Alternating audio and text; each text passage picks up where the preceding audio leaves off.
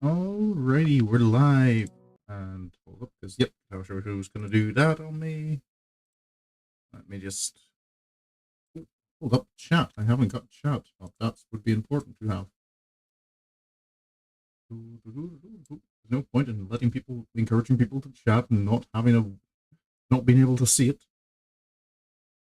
Alrighty, there we go.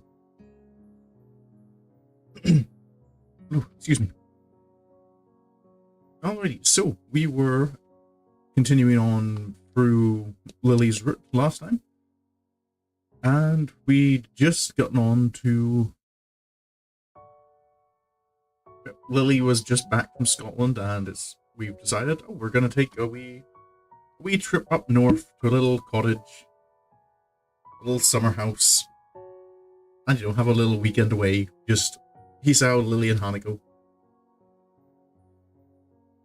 And Lily and Hisao in the same house for a weekend. I'm sure nothing will progress in that relationship. I think they just Hisao just kind of slept through the first night, so yeah, I think we'll get right to it.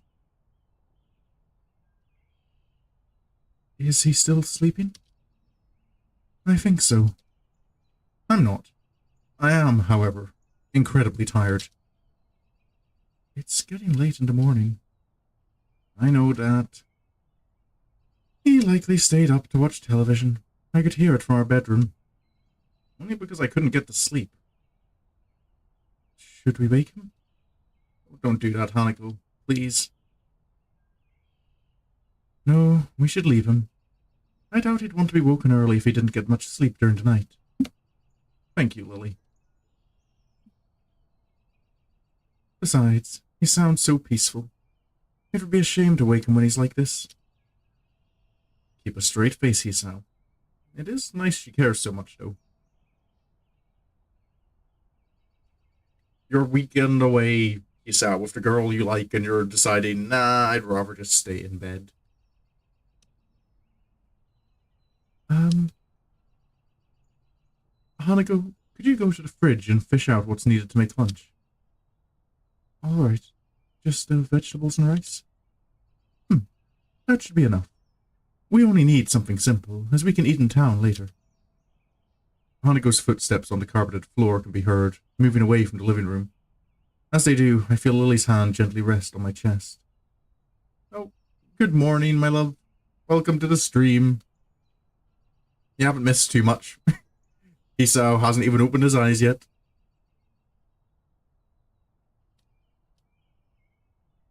It takes a titanic effort not to react, but something about her makes me think she knows I'm awake. A long silence passes. The only thought in my mind is of that gentle, outstretched hand laying upon my chest. After an indiscernible amount of time, Lily withdraws her hand. Good morning, Hisao. Oh. Conceding defeat all too easily, I prop myself up and rub my eyes. How'd you know? Your breathing was off. Well, that makes sense. She couldn't have needed that long to work it out. Knowing her hearing, she likely knew before laying her hand on me. If you want to sleep more, you should really go to bed earlier. I heard the television going long into the night. So, Hisao, you're not even keeping not just keeping yourself awake, you're keeping Lily awake as well.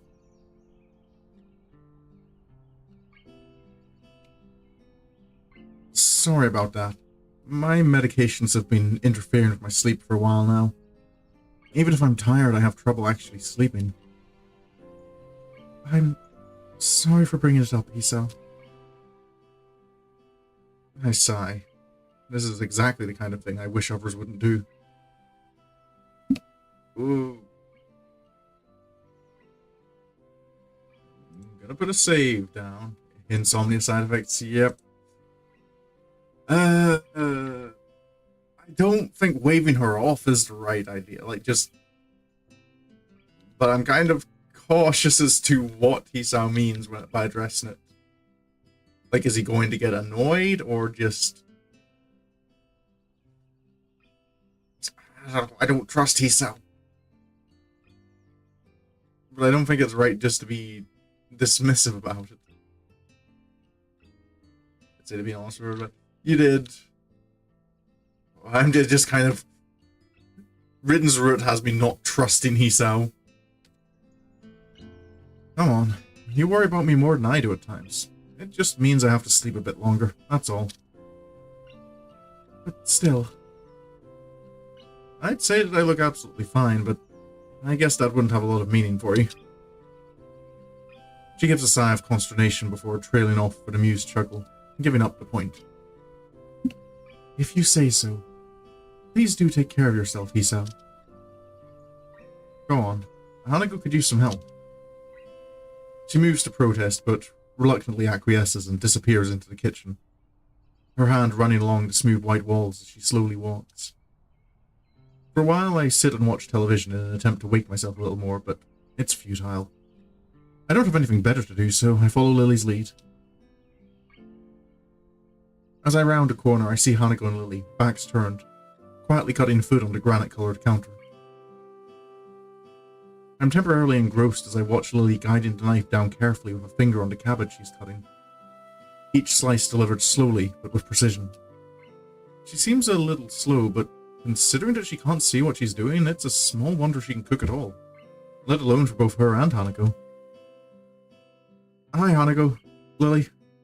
Want any help? Oh, morning. Is that Hisao? Oh. Oh, did we distract her and she cut herself? Lily jerks back in surprise before turning around, her yelp immediately drawing Hanako and me to her side. What's... A small trickle of scarlet falls downward from her pale fingertip. the knife having cut just deep enough to draw blood. With the television's sound masking my footsteps, she must not have noticed me coming. To compensate for having to use touch to guide everything she does during cooking, she must need to pay extra attention. Lily! Don't worry, Hanako. It's just a small wound. You should still get a band-aid on it, at least until it stops bleeding. First aid stuff would be in the bathroom, right? I think so. Will you be okay here, Hanako? Sharp knife, yep. I've gotta be careful. I frown at how little heed she's paying to herself as Hanako gives a quick, almost automatic nod. It's fine. I can keep making lunch. An awkward silence reigns as I set the bottle of antiseptic and box of band-aids on the side of the sink, Lily's finger held out for me to treat. The lid of the bottle comes off with a minimum of resistance, and a small ball of cotton I soak in the liquid stains a pale green. Okay, hold still. This'll probably hurt a bit. She gives a small nod as I take hold of her hand to steady it. With all the tenderness I can muster, I gently bring the dampened wad to the small red line. What? I've barely touched it. Sorry. Oh, well, yeah, her pain tolerance would likely be low, especially in her fingers, if she's, deliberately, built up her sense of touch, I imagine.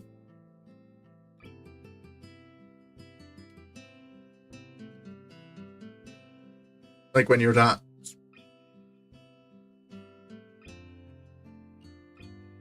Especially, I suppose, for reading things like Braille, I imagine you would need to, train yourself to be much more aware of the sensations in your fingers. I give a sigh, both at her reaction and to settle my own nerves. Her pain tolerance is startlingly low. I would tell you to man up, but I can't really do that. As she gives a small giggle, I take advantage of her momentary distraction and gently press the cotton against her fingers a few times. Thankfully, it's enough to do the job. We both settle somewhat as I bring the band-aid over the tip of her finger, covering the wound while making sure not to get it stuck to her fingernail. There, finished. You can move now. Taking her hand from mine, she gently clasps it in the other. Thank you. Rub some dirt on it. What?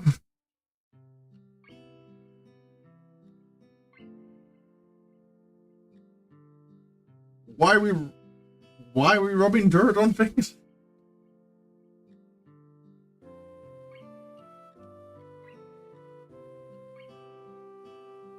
It's no problem. It's the least I can do after causing you to hurt yourself after all. She lowers her head slightly at the apology, absent-mindedly rubbing her hand in what seems to be embarrassment. I really don't mind. Her answer doesn't seem to make much sense, given that what happened is pretty clearly my fault. I can't help grimacing at her, despite the fact that her dainty smile still holds. She must not like being reminded of the limitations her lack of sight imposes on her. It's something I can't possibly fault her for. I've fallen prey to the same kind of feelings before, despite my condition not being nearly as ubiquitous in my life. Neither of us any the happier, we head back to the various smells of cooking food coming from the kitchen. I lay out the plates of food, steam slowly rising from the well-cooked rice and curry dishes. Good old curry. While Hanako lays out the cutlery. Knife one side, fork on the other. Western. How perfectly fitting for someone like Lily.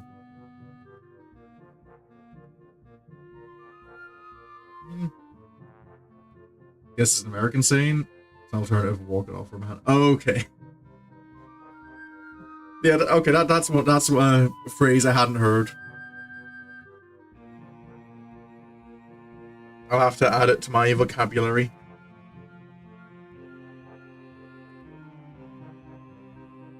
As we take our seats, taking careful heed of the dark red tablecloth hanging below our knees, Lily emerges from the kitchen.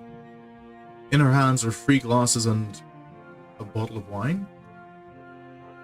As I recall our previous run-in with that devilish elixir, I hide my face in my palm. Alcohol? Seriously? She pauses as she reaches the table, a playful grin perched on her face. Akira specifically gave permission to take a bottle from her collection. Not only does she give alcohol to minors, she even lets them pilfer their own. The perfect model of a responsible adult, Akira is not. More to the point, though, is that this is hardly a meal deserving of alcohol. I'm starting to think Lily's the type to easily become hooked on things. That's not really the problem. I don't really have any qualms with it, but didn't you have a bad experience with it last time? Last time was likely due to drinking too much, so a single glass shouldn't prove a problem. Think wine is a stimulating drink or something? Quite possible. So, but yeah, having a single glass is, like, that's not bad. And, like, the characters here, I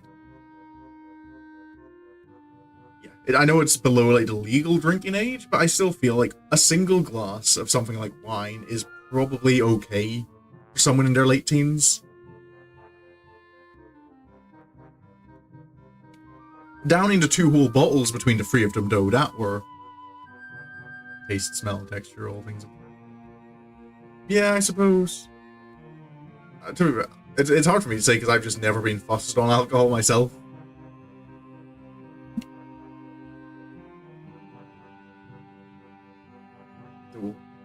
Though I had also heard that some of the... like, a lot of people who drink wine, apparently a lot of the things they do and, like, say about it is kind of a bit of nonsense. It's, it can sometimes be just a thing that people do to make themselves look fancier than they are.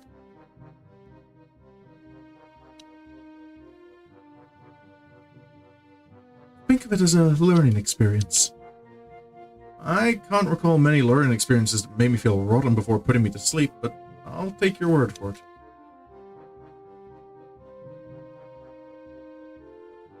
She dips an uninjured finger inside to feel the liquid level, tip against the bottom as the liquid rises up. The white of her finger almost seems to glow as the sunlight hits it, the delicate outline blurred and refracted by the glass. Her fingers are definitely longer than mine. The kind I'd think more suited to a pianist than a teacher. She'd likely have done well if she learned how to play. What you heard from your mom and stepdad? Oh, yeah, I do imagine, like, it is important to people who actually are critics, but I know I've heard some stories of people, like, going to, like, wine tasting things, and they decide to...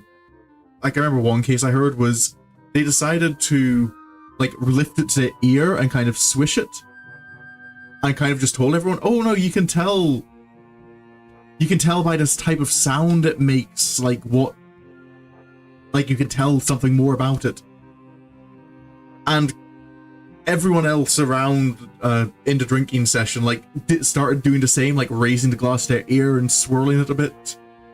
Even though that person just made that up on the spot. And, like, fully convinced them that kind of, yeah, everyone here is just, like, acting like everything's important because they think that's what you're supposed to do. So I imagine people who are genuinely, like, connoisseurs probably, like, do notice a lot more difference. But, which, I suppose is your point, but Cool. Yeah, I just wonder how, kind of, like, how much wine you need to drink to start noticing those differences.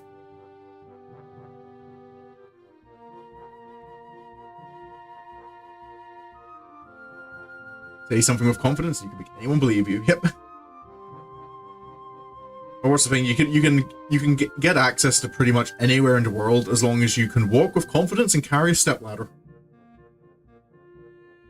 Like, just walk into any business and they'll assume you're there to do maintenance work.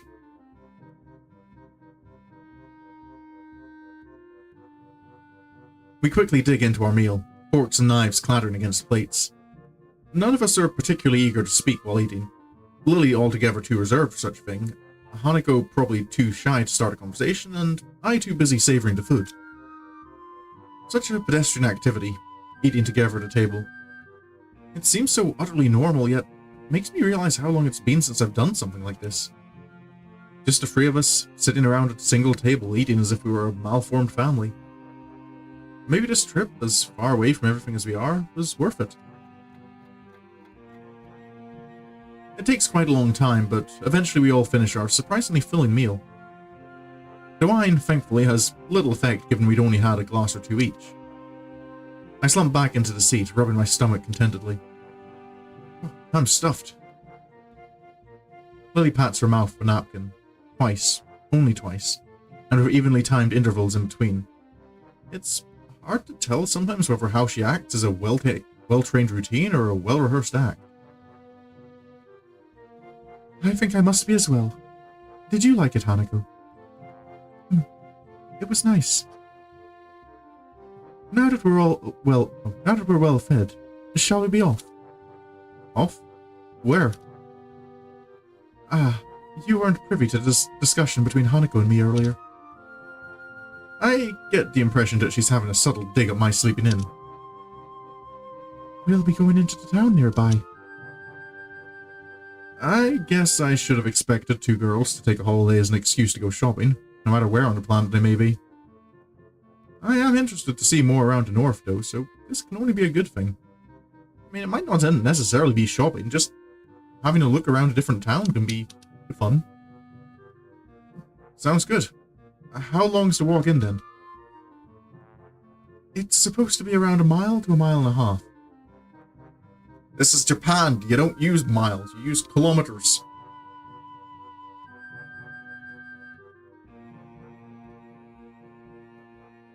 Nearby, huh? Great. Just great. As we climb up the path surrounded by trees and undergrowth, I watch Lily and Hanako walking ahead. The slight breeze all but whisks away the sound of Lily's cane gently tapping on the ground. I noticed that Lily's since removed the band-aid now that the bleeding of her fingers stopped. To her, yeah, I imagine she'd probably be as keen to get it off as quickly as possible. Because that would interfere with her being able to read or just use her fingers more. If all she can feel is the band-aid. A deep, lung-filling breath of the fresh country air makes me wish all the harder that the air around home had been quite so clean. It can't have even been half a mile, but I'm already working up a sweat.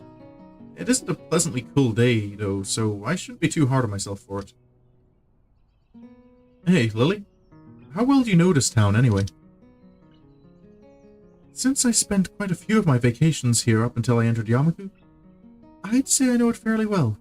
We used to drive there once a weekend then. I wish Akira was here to drive us now. Maybe you could have kept up your jogging. Am I just leaving poor Emmy?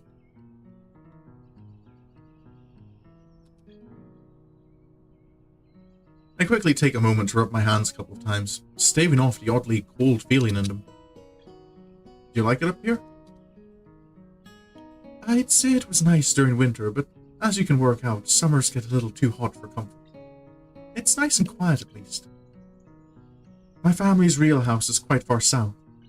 When they left Japan, my parents gave it to Akira and me. Only Akira lives there now, after my moving into Yamaku. Can't make every girl happy. Can't or won't. I feel Hisao could, could make Emmy a little happier if he, just did the morning jogs. There's nothing stopping him. Well, quiet certainly describes this place. Though lonely is how I'd put it. Other than the prophesied small town, there isn't another soul for miles around. Coming from a home nestled deep within the big city, it's certainly different.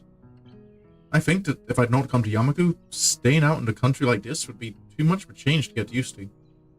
The country's so nice. Your peace and quiet and your long country walks. After getting accustomed to the school's isolation, though, the idea of living in a place such as this has become almost inviting. To be somewhere away from the hustle and bustle of the metropolitan centers. So, Hisao, have you been to Hokkaido before? Nah, I used to live down south, and we never had any field trips or holidays up this far. Well, it's a new experience for you then. Yeah, it is. I'm surprised at how nice it feels here. How about you, Hanako? She shakes her head from side to side. It's my first time too. As we continue walking, I begin to feel pins and needles in my legs. It's a little disturbing given there's no reason for it to be happening. I was about to say that pins and needles normally come from, like, not moving for too long, right? Could you two hold on a moment? I just need to... Is anything wrong? Nah, I've just got pins and needles and... Oh.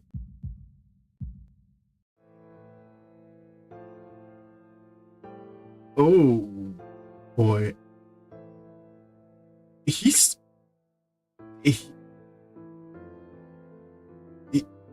arrhythmia really is, like, playing a much more major part in this route than it did in Emmys and Rins.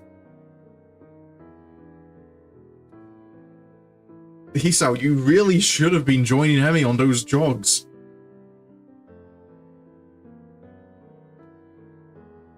My vocal cords suddenly become taut as my chest tightens instantaneously. I quickly pull my upper arm over it, trying to quell the shot of pain spreading throughout my entire body. Hisao? Lily's face is only mildly concerned, not knowing the sight which Hanako was recoiling from. I'm fine. I'm fine. Just tired. I remove my arm from my chest and force myself to begin walking again. It's just a minor heart flutter, so it'll pass like the others. Sit down! It only takes a couple of steps before my body violently revolts against me. My legs suddenly beginning to give way underneath me, and all tension in my knees seeming to evaporate. Before I can react, they uselessly give way under my weight, leaving me only just enough time to brace myself and fall onto all fours. Ah, damn! Hisao? As I look up to her, I realize my face is still taut with pain, only adding that much more to her worrying. Hisao? Hanako, tell me what's going on. Hanako, tell me. Hanako quickly moves to my side as Lily almost panics, having little clue as to exactly how bad a condition I'm in. While she stands there petrified, I lower my face and take a deep breath. Oh. I come to a realization that makes me endlessly irritated with my stupid self. With all the excitement of my new surroundings, I'd entirely neglected to take my medications last night or even this morning.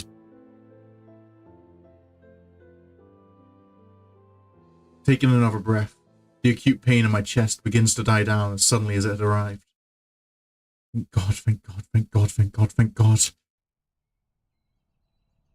As it does, I become acutely aware of the sweat by now pouring off my face and the two scared girls around me.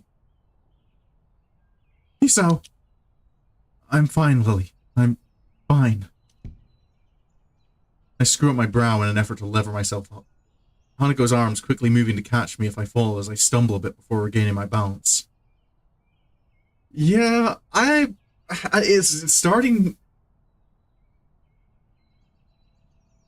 Hisao's "it's fine" routine is kind of bothering me right now.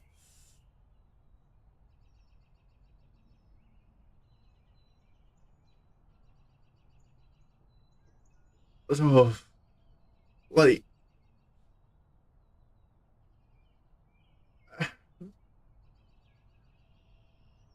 Like, I kind of get if it's something that genuinely is kind of, like, you don't feel it's a big deal. And it's a small enough deal that you can't, like, you can fully act as if it isn't a big deal, then maybe, yeah, you can kind of try and relieve people's worries.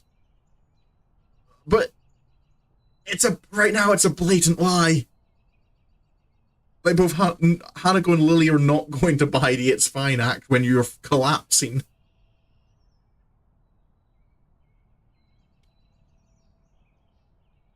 It's just going to make them more concerned because they know you're lying, which is going to inform them that it's so bad that you don't want to worry them.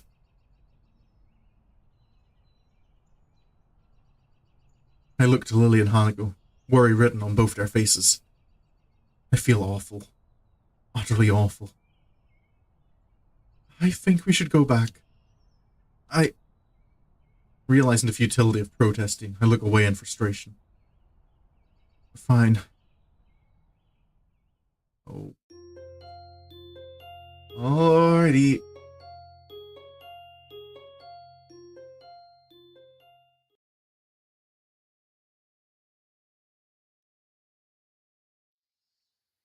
I open my eyes groggily, completely bereft of energy. For a while, I simply lie down lifelessly, staring at the ceiling as I review the events of the morning in an attempt to organize my thoughts. We went to walk to town. My heart nearly gave way. We came back. I took my pills. I slept. I can only remember each period of time as a snapshot, but the timeline is clear enough. The memory of the girl's face as I struggled to stand is an unpleasant one, stinging my feelings harshly. If I look at the ceiling hard enough, I can imagine the tile edges and small dimples of the ceiling in the hospital. That fact alone is enough to make me sit up and try to pull myself together. I scratched the back of my disheveled hair, glancing around the room. Lilly and Hanako are nowhere to be seen, and the television's turned off. The clock above it says it's pretty late in the afternoon. The noticeably reddened sky outside the windows confirms it further. I turn and pick myself off the futon, swaying slightly as I put my arms out for balance.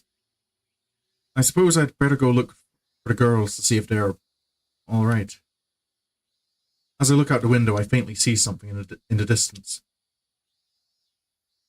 Straining my eyes, I can just make out the shape of a person's figure. Her long blonde hair, swaying in the faint breeze, makes her almost seem to melt into the bright yellow of the wheat field.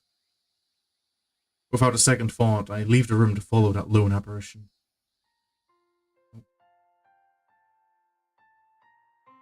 The brightness of the setting sun assaults my freshly woken eyes, forcing me to avert them until they adjust. The long yellow strands of wheat brush against my legs as I wade through them, the densely grown field making it hard to advance. Regardless, my eyes stay fixed ahead, true to that solitary figure. Within minutes I reach her, meters behind her turned back. Lily? She simply nods. Where's Hanako? She's in bed. She went to sleep after I calmed her down. She says it matter-of-factly and with as few words as possible, as if saying any more was strictly forbidden. There's something different about her. Her normally confident figure seems oddly fragile, her body offering no resistance to the breeze blowing her skirt. The strands of wheat sway from side to side while a deafening pause passes, the only sound being their rustling. As we stand in the field alone, I know what I have to ask. What's wrong, Lily? You're not acting like you usually do. Remember when I talked to my family, Hisao? Your family? I look downwards in thought, sifting through my scattered memories. The event seems to leap ready to hand when I search for it, rising to the surface as soon as it was recalled. After Hanako's birthday party? She gives a single, simple nod. It was nice, back then. You and I, celebrating with Hanako, simply sharing presents, talking, having fun together. It was almost as if we were a family. One small, misshapen family. I thought that could just go on forever. Just the three of us, happily together. She takes a long breath, a slight shakiness to it just barely audible through the moving air. Even if my family was so far away, as long as we were together, that was all I needed. I don't want to lose you, Hisao. I didn't even realize how afraid I was of losing someone else until today. I'm sorry, Lily. I know my body's weak, but even then I make the most stupid of mistakes. Don't apologize. Please don't apologize. Lily? She turns to face me, her pale cheek stained with tears. One misguided step after another, she stumbles towards me, her arms held out in search of so much as a faint brush against me.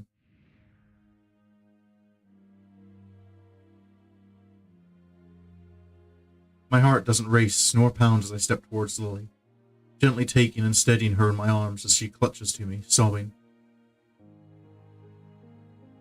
I wonder if that... Sorry, I know Lily is the focus at the moment, but I'm kind of wondering...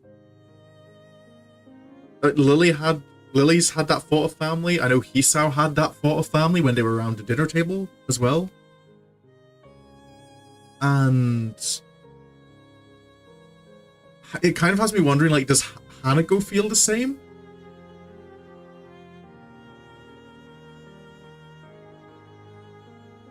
Like, I'm kind of wondering, like, does Hanako, like... I can definitely see it with Lily as, like, feeling a familial bond there. But I'm wondering if she feels the same way with Hisao.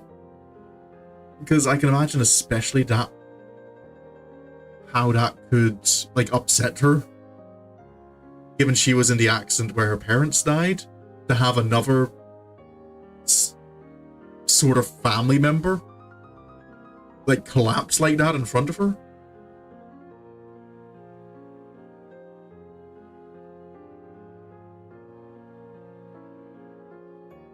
But yeah. I don't quite remember, but when you bring it up, it kind of, yes, it does seem familiar. I'm not good at remembering the visuals in the opening, to be fair. Especially since it's been a week since I saw it.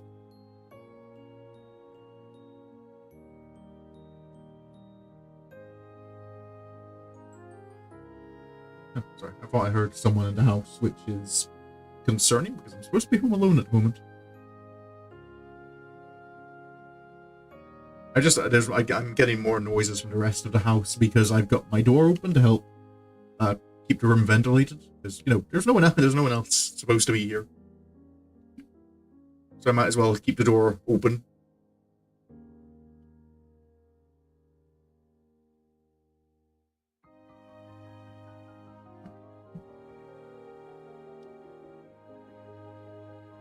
With her face trembling against my shoulder, the next words from her mouth were the last I expected. I love you, Hisao. I love you, I love you, I love you, I love you, I love you. Don't go away, I beg of you. Never ever go away. I love you, so please. So, that's why she's been acting like this. That tender voice when I called her. Her faultless concern at the slightest pain I might feel. After having been left in Japan without her family and with only Akira, Hanako and me around, she was afraid of losing yet another person who was close to her. She was genuinely worried for her. Did you think all her concern wasn't genuine before now, Hisao? Also, something I'm noticing that seems to be kind of consistent between the roots in this and just... like, is this like an American thing when it comes to, like, grammar? But I thought it was, like, the grammatically correct thing to do was when you're, like, listing names and including yourself, you use I.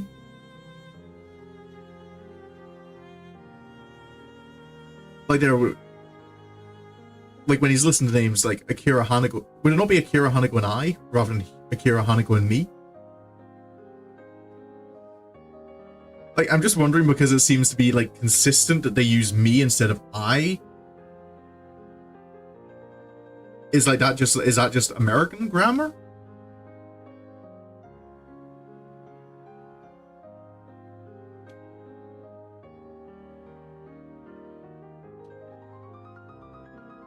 It's a strange feeling. A mix of surprise and sorrow, yet also the deepest gratitude I think I've ever felt.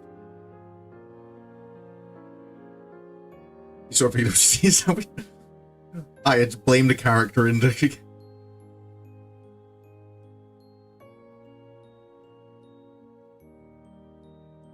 The only reaction I can muster among my conflicted emotions is a calm sigh.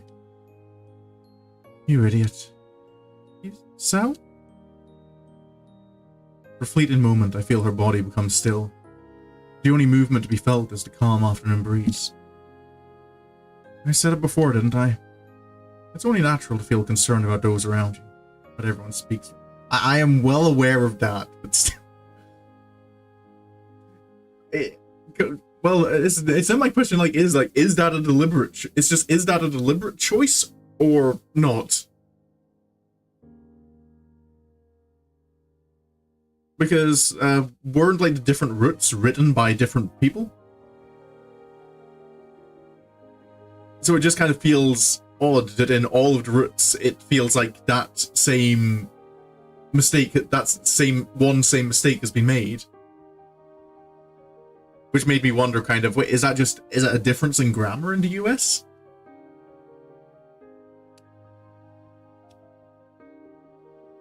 I'm still here. And I'll always be here. Because I want to see you more each day, to share in your happiness, to support you in your sadness. But most of all, I'll still be here because I want to see your smile. Your true smile. A single gust of wind rustles long strands of wheat. A second silence passes. Smile when you want to smile. Cry when you want to cry. I love you, Lily. So you don't have to hold back anymore. Correct way is indeed XX. Okay. Okay, so yeah, it's just kind of a curiosity. Is that just something they all agree that Hisao has this quirk where this bit of grammar doesn't click?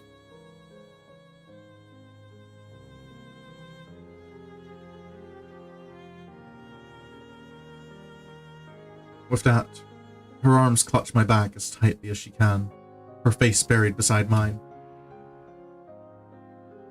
Her tears fall down my back. She cries unrestrainedly as the last of her resistance melts away. Hisao, Hisao, Hisao. I close my eyes and bring my head down to her shoulder, holding her shaking frame tightly. It's okay, Lily. I'll never go away. I promise. Well, Hisao, you should get to those morning jogs then to avoid any to help cut down the risk. We slowly walk back to the house, holding each other tightly as we take a seat inside. Lily leans her head onto my shoulders. I put my arm around her waist. Neither of us has any want to break the silence. With her eyes shut, it's hard to work out whether she's fallen asleep. Not that I mind. The warmth of her body leaning against me, the softness of her hand delicately held in mine. For a long, long time, we sit leaning against one another, sharing our warmth and feelings as night eventually begins to settle in. Lily's gentle, soft voice ends the silence. Thank you, Hisao. Thank you? For returning my feelings. Did you think I wouldn't? There was the possibility. I take a deep breath and thought, that much was only my fault. It's funny, actually. I was thinking of telling you about my own feelings sometime soon. I guess in that way you saved me the effort. She raises her head a little and gives a tiny amused giggle. I smile at how earnest it is, so girlish in its lightness. She collects herself soon afterward, her hair resting against my shoulder. Feeling a bit better? She gives a small nod. You're thoughtful, Hisao. That's why I like you. I'm sorry I'm like this. As much as I didn't want to make you concerned for me, I couldn't do anything to prevent it. Don't apologize for it. Please don't. Lily? Have I ever apologized for my blindness? Even once? You can't help the way you were born, Hisao. There's no point in apologizing for who you are. She says this with surprising conviction. In the end, it was perhaps this mentality which spurred her to befriend me in such a short time, in addition to her motherly instincts. She did seem to become trusting very quickly, but I'd never questioned why. Now it seems obvious that she did so much to help me as I went through one of the lowest points in my life. I moved to respond, but cut myself off as I feel her fingers run gently through my hair. I feel their soft and delicate touch moving downwards to trace the contours of my face, her palm finally settling on my cheek. You are a beautiful person, Hisao. Please, don't ever apologize for that. For a moment, I'm utterly speechless. I slowly bend my head down, placing a tender kiss on her light, voluminous hair. We're a couple of right old fools, aren't we? We are. After a long calm, she speaks again. Hisao? Yes? I wouldn't mind if you... I feel her hand tensing under mine, trembling slightly. My mouth opens, but try as I might, I can't formulate a response to her proposition. Lily. Before I can say another word, she slips her hand from under mine and tenderly holds the side of my face once more. Please. I give a peaceful smile, holding her hand against my cheek as I nod a single time. Okay. As I look into her eyes, she leans towards me. Her delicate lips touch mine as she guides herself with her hand. She breaks off not a second later, faintly smiling. I love you, Hisao. We kiss again, this time with both of us meeting the other. Oh, okay, right to it again.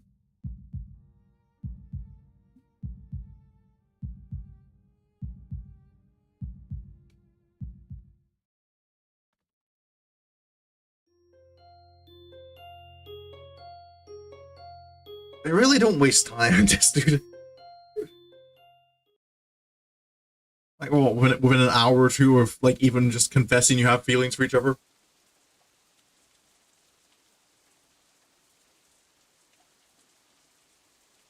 Glad you're... I suppose there's that.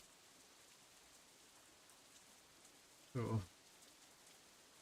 So, I am curious to see, like, what Hanako's reaction is to this. Like, the Hisao and Lily being together.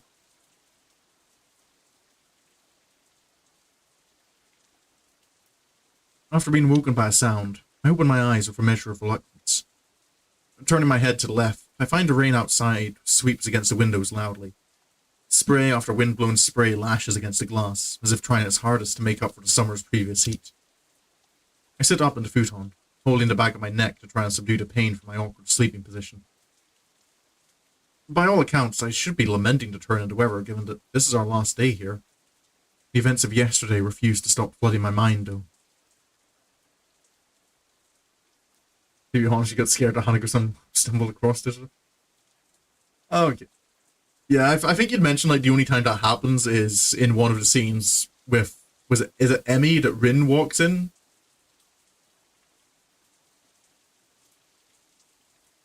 The feeling of holding Lily's crying body in my arms. The rush of lust and hormones that flowed through us as we spent the night together. It seems almost futile to try and rationalize everything that happened. In an attempt to distract myself, I groan and lean over to retrieve my bag without standing. Pulling out one bottle after another, I take the daily regimen's worth of pills from their containers and swallow them without further ado. It took a surprisingly short amount of time to get used to swallowing pills without water. That said, I suppose the same thing goes for getting used to living in a school for disabled students. Just because you can swallow pills dry doesn't mean you should. Like, if you have access to a glass of water, you should probably grab it and use it to help them down.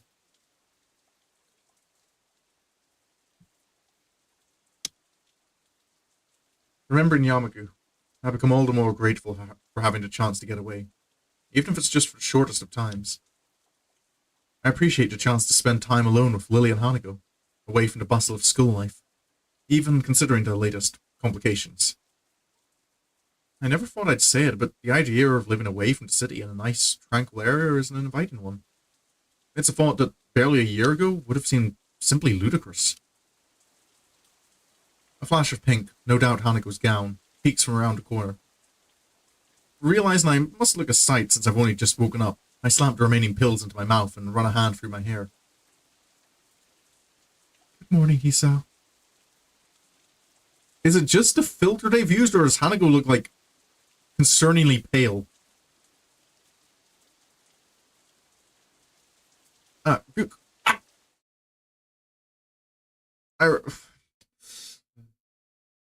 I reply to her, completely forgetting that I'm in the middle of swallowing a particularly large pill. Coughing and spluttering, I violently gag on it. Hisao? After sputtering loudly and tapping my chest a couple of times to force it down, I managed to recover. Okay, just a filter. Oh, again, you should. You should. Just because you can do something doesn't mean you should. When you're taking tablets, you should probably have a glass of water beside you.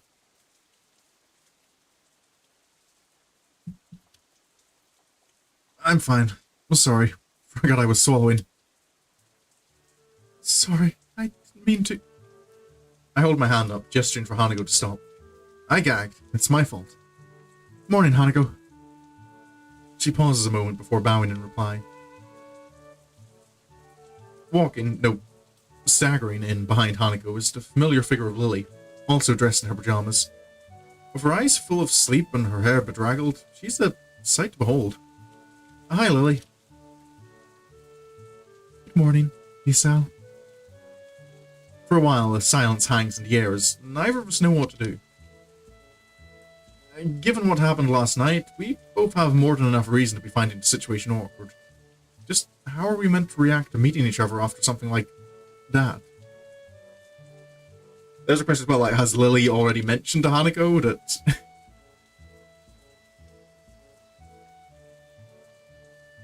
like, she has feelings for Hisao? The best course of action would probably be to talk to Lily alone to set things in order. I'll start making breakfast. Lily evidently catches on to my train of thought. I'll help. Hanako, could you set the table? She nods, her head disappearing into a cupboard as she quickly goes about her assigned task. I rub a little more sleep out of my eyes as I wander over to the fridge and take out some milk. And Lily grabs variously brightly coloured boxes from some of the lower cupboards to my side. While we make the rather bland-looking meal, I whisper somewhat more quietly than usual. Knowing Lily's hearing, she won't have any trouble catching what I say. Are you okay, Lily? After last night? She gives a delicate nod, her expression weak. Though her tiredness surely plays a part, she seems genuinely unsure about what's happened between us and how to move ahead. I can't say I blame her, considering my feelings are the same. I'm sorry, Hisao. I wasn't thinking straight yesterday. I never stopped to consider you or Hanako, and I even went as far as... She is winding herself up. With her hands and voice both tightening, I give her a gentle bump to try and lighten up the situation. You don't have to apologize. I said I liked you as well, after all. But As her composure begins to falter, it becomes obvious there's no alternative. Turning to Lily, I gently embrace her tall frame. She offers no resistance at all, thankfully pulling back just from the edge of her emotions.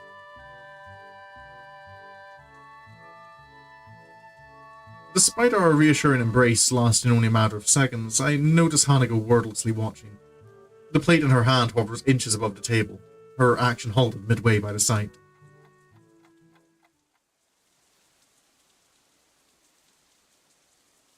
The clatter of utensils against plates is the only sound to be heard as we silently eat. Whereas before only two of us may have been unsure of ourselves, the entire situation has changed. After weeks of blissful friendship, whiling away the days of shared meals and chatter with little meaning, the relationship of Lily and me, no, that of all of us, has irreversibly changed. I can't take this. Lily? She solemnly nods, gently laying her spoon onto the plate in front of her. Neither of us knows exactly how we regard each other, let alone how Hanako would view us. This might seem abrupt, but I've confessed to Hisao. For a moment, Hanako looks almost confused. Precisely the reaction I thought I'd thought she would have. She eventually nods, her spoon still in her mouth as she does. Did you accept? I did. She gives a smile so large and so earnest, I find myself blushing. I think it's the brightest I've ever seen her expression look. And I'm happy. I'm really, really happy. I'm sorry for not telling you anything about it before. Things have been... Hanako shakes her head from side to side emphatically, apparently forgetting in her rush that Lily couldn't possibly notice. She begins fiddling with her fingers, looking a little more nervous than she did before. To be honest, I began to think you might like each other a while ago. At first I didn't really know what to think about it, but I decided in the end that if my friends are happy, then I'm happy. I was really glad to have another friend when we met Hisao, so you finding love for him is even better, right? A feeling of relief at her acceptance of our relationship falls over me like a wave. The same happens to Lily, judging by her expression. Thank you, Hanako. I really appreciate you being so understanding. Lily's voice still sounds slightly apologetic, or at least unsure. This doesn't escape Hanako, who appears lost in thought for a few moments before turning to me. Hisao, do you mind if Lily and I go outside for a bit? No, feel free. Hanako? Hanako gets up from her seat, taking Lily's hand and almost dragging her from the table in her excitement. Considering Lily's typically slow and steady pace, Hanako's haste makes her footing awkward and she almost loses her balance a couple of times. It's a pretty amusing sight, leaving me wordless as I watch them disappear out the door. It's only now that I realize the rain stopped, being replaced by a sky seemingly all the more vivid and bright. Being replaced by a sky seemingly all the more vivid and bright to make up for the morning's drab grey expanse. For Hanako, this must be a pretty big revelation. Lily and I are really the only people she associates with, almost as if we were parents in her own stead. I suppose that might well be the best way to describe the relationship we share. A father, mother, and daughter, all playing around in our little make-believe family as if it could last forever. It might be a strange dynamic, and one that certainly can't last for long, but maybe, just for this one small moment, it's okay.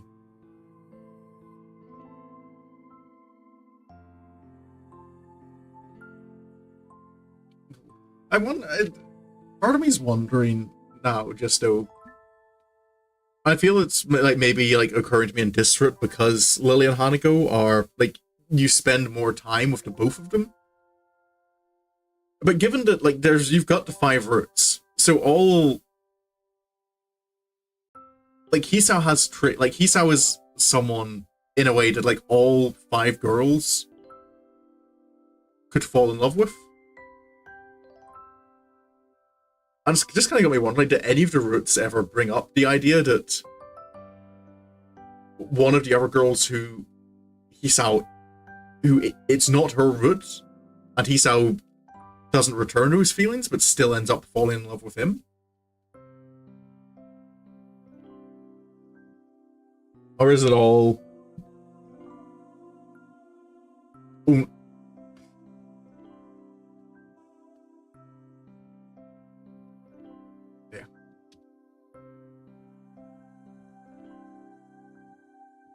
As I stand from the table and go to join Lily and Hanako in the fields outside, I nod to myself in affirmation. Why are you going to... Hisao, Hanako seemed to like very strongly imply that she wanted a private conversation. This one small moment of happiness, no matter how brief, will last with me, with all of us, forever. Submerged deep into hot water, I let a drawn-out sigh escape my lips. The feeling of seemingly every muscle in my body relaxing is euphoric. I have no idea how long it's been since I had a genuine hot bath, but right now I can hardly be bothered trying to remember. I haven't had a bath in years. It's all showers for me. I don't really have access that much to a bath, to be fair. And I just don't have the attention span to, like, or the motivation to run a bath for all the time it takes before you can actually take it.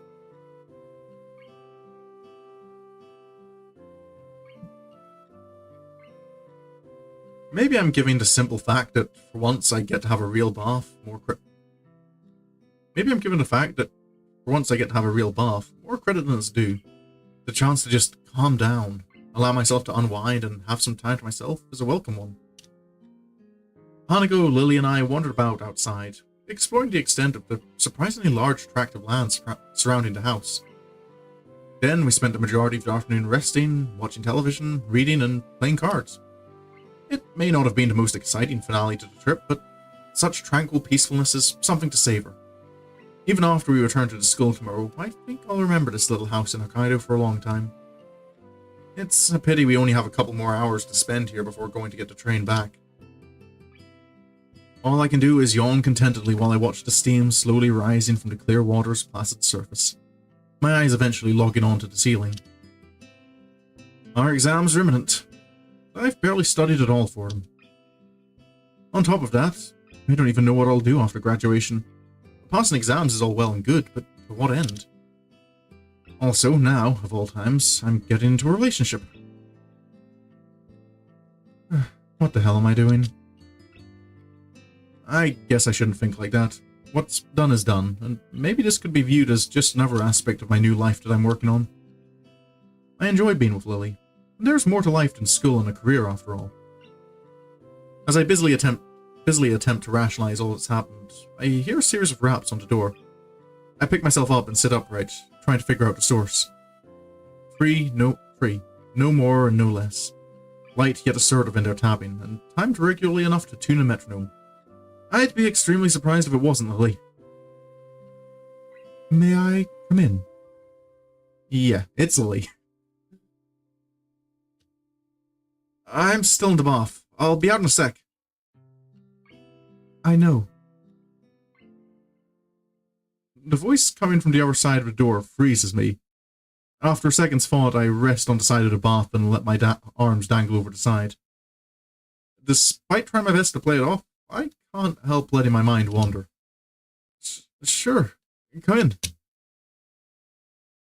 With that, she opens the door, slowly walking into the room and closing it behind her. She looks oddly calm, countering my racing heart. Hey, Lily. Oh. I feel I saw that one coming.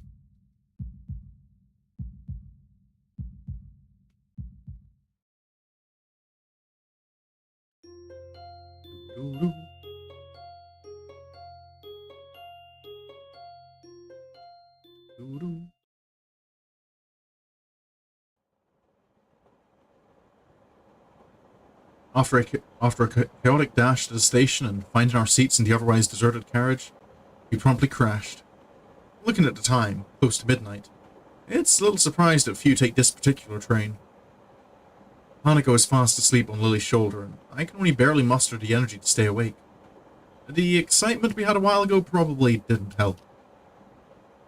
I'd probably be pretty depressed about going back to school if my brain was actually working.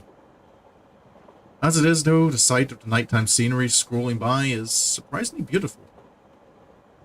I don't know if you'd be able to see much. Girl going into the bathroom. You watch the boss.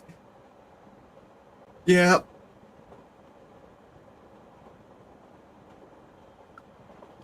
It's like from the moment she says I know you're taking a bath.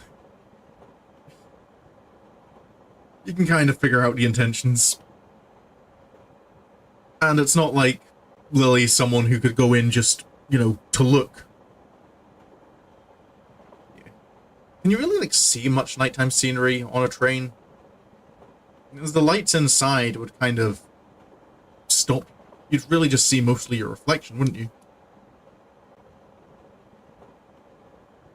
My loud yawn is nearly wholly drowned out by the clacking of the train tracks and the old carriages rattling. So tired. And whose fault is that, Hisao?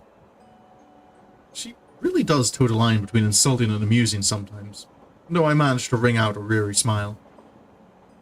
I looked back out the window, my reflection just visible in the clear pane. Truth be told, she's perfectly correct. If it weren't for that little interlude a few hours ago, both of us would have a lot more energy. I mean, it's midnight, you probably should be low on energy, right? On top of that, we both had to take another bath, very nearly making us late for the train's departure. Yeah, it was mine.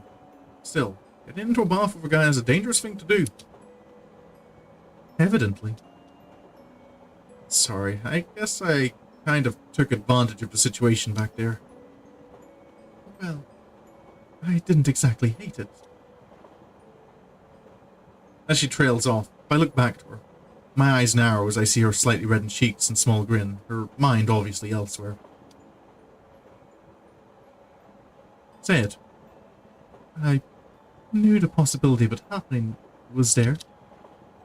I knew it. You're just as dirty-minded as I am. She quickly coughs into her free hand, making her disapproval crystal clear. I feel very, uncomfortable having this conversation with Hanako right there.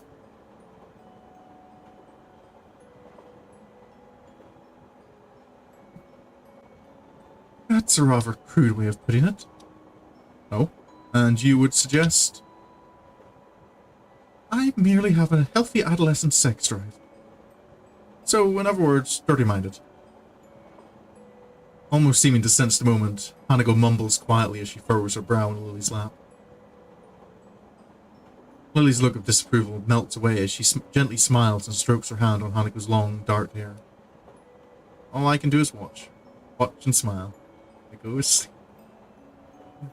Yeah. I don't know how deep of a sleeper she is. If someone were to ask me when I fell in love with her, I wouldn't be able to answer. The best I'd be able to come up with is, it just happened at some point, but I didn't realize it. Yep, that's how it can be. If someone were to ask me why I love her, though, then I could answer much more easily. You really love Hanako, don't you? She gives a deep nod, smiling warmly. It's a pity we have to return to school. Oh, that's Lily's me. It's a pity we have to return to school. She seemed to relax so much while we were all away. I feel I know what... I feel talking about... So is it rude to, talk about Hanako when she's right there?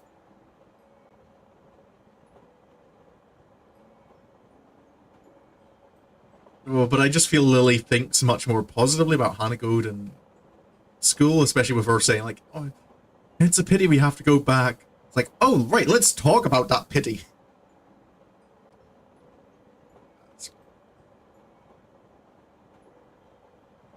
Yeah, it does feel weird, though, talking about Hanako when she's right there. I wouldn't worry. Hanako's been gaining confidence thanks to you. At least for as long as I've known you two. She gives a self-deprecating sigh. I think I merely provided her with company and support. Since she came to know you, she's opened up much more. Even to me. I get the feeling she's understating her influence on Hanako. Especially given that before the two came to know each other, Hanako had no friends to speak of. The friends I'd had in my previous school fulfilled what I'd have expected of them, and for the most part simply being there for idle chatter, but in Hanako and Lily, there really feels to be more to their relationship. I think Lily just pointed out how relaxed Hanako was away from the school. Yeah, I suppose, but this still feels like it's kind of was a bad time to focus on school when Lily's thinking of it in kind of a negative context.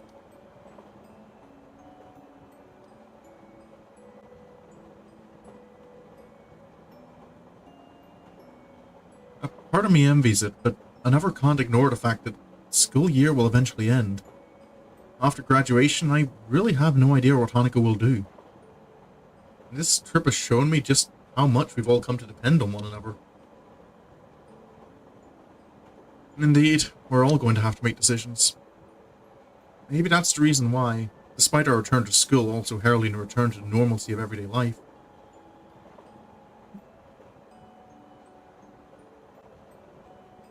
excuse me? I can't help feeling a little restless. On the bright side, it won't take long for the summer holidays to arrive after our exams are finished. We could come back here during the summer holidays if you want. For a moment she thinks on the notion, her face becoming somewhat distant. I can only guess she's reflecting on all that's happened here. That would be good, I think. I nod approvingly, smiling at her. Summer, together with Lily. This idea seems like the perfect way to spend our holiday. Oh, chapter.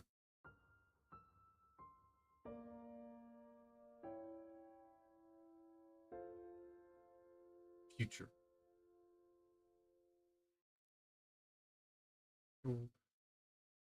Something I've noticed with like all of Lily's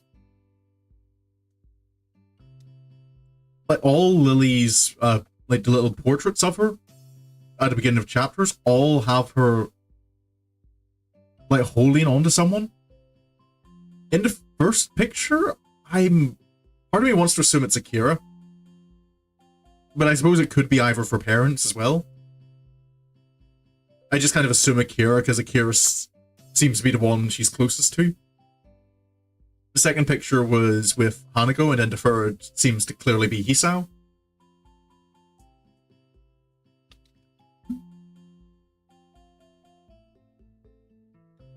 Oh. Which I suppose like that does. Yeah, that was my thought. I remember that being my thought, like after seeing like little cutscene beginning Lily's route. The like family and I suppose just connection to other people seems to be like the big focus in her route.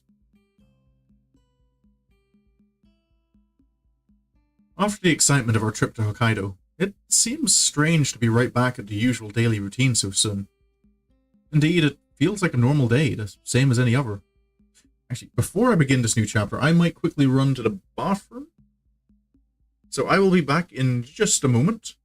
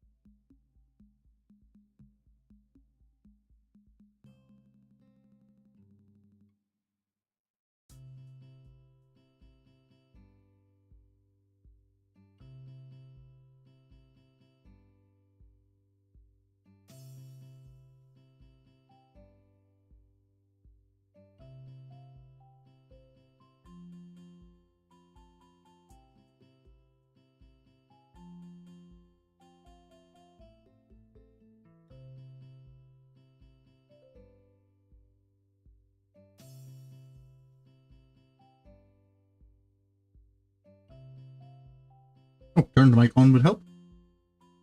Alright, apologies for the delay. Where were we? I'm curious as well, like, how long chapter 4 here is going to be. Because I remember with Emmy's, like, Emmy's chapter 4 felt really short. But I remember Rin's felt much longer. So I'm curious where Lily's falls.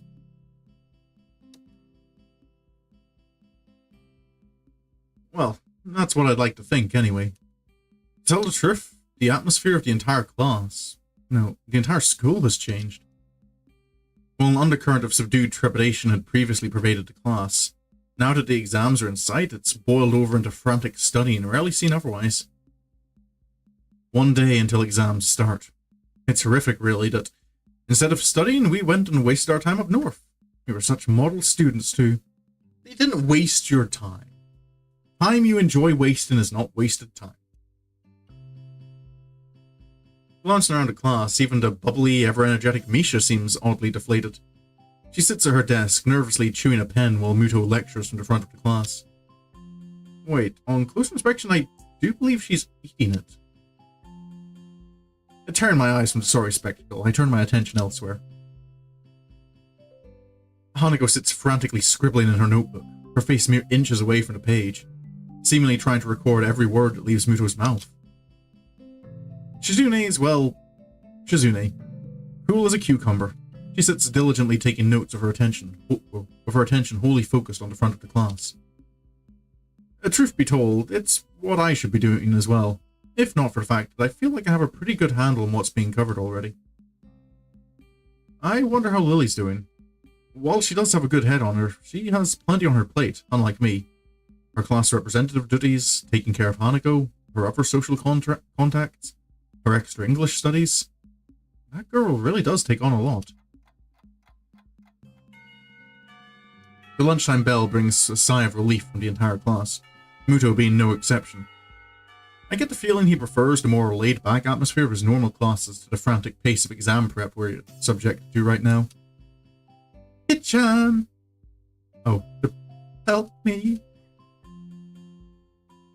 I lower my eyelids to half-mast, making clear my intention of doing quite the opposite.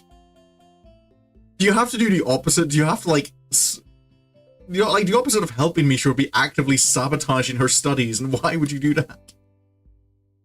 Help me, help me, help me! Not going well? Shit-chan's going to be fine, but I think I might die. Am I going to die, Hit-chan? Will you let me die from all this work? Oh, Maudlin. Given that she's neither the brightest student in our class, nor the most diligent, it isn't a great surprise that she's finding it hard to cope with the workload. Sorry, Misha, but I've got my own work to do. I thought you and Shizune would be studying together over the long weekend anyway. Studying's too boring to waste a holiday on, Hit-chan. Shopping together was much more fun, wasn't it, Chit-chan? It's only now that I realize Shizune's been looking over to us and that Misha's arms have been moving likely all this time. I must be really zoned out to not have noticed. Or just you're getting, like, used to it enough that...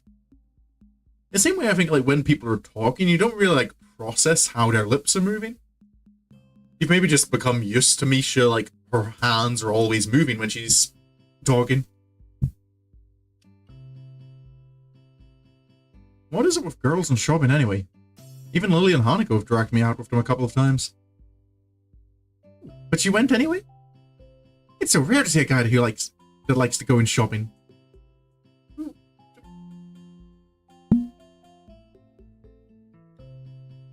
I think it's less the shopping and more, just spending time with the people you like. And it can be fun to browse as well.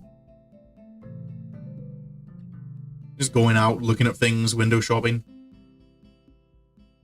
Well, my role would probably be best described as pack mule. I can't say I share your enthusiasm about the experience.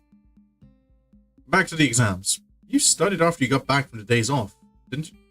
Didn't you, Shizune? You studied after you got back from the days off, didn't you, Shizune? Of course, Hit-chan. It's only sensible to study in the days before...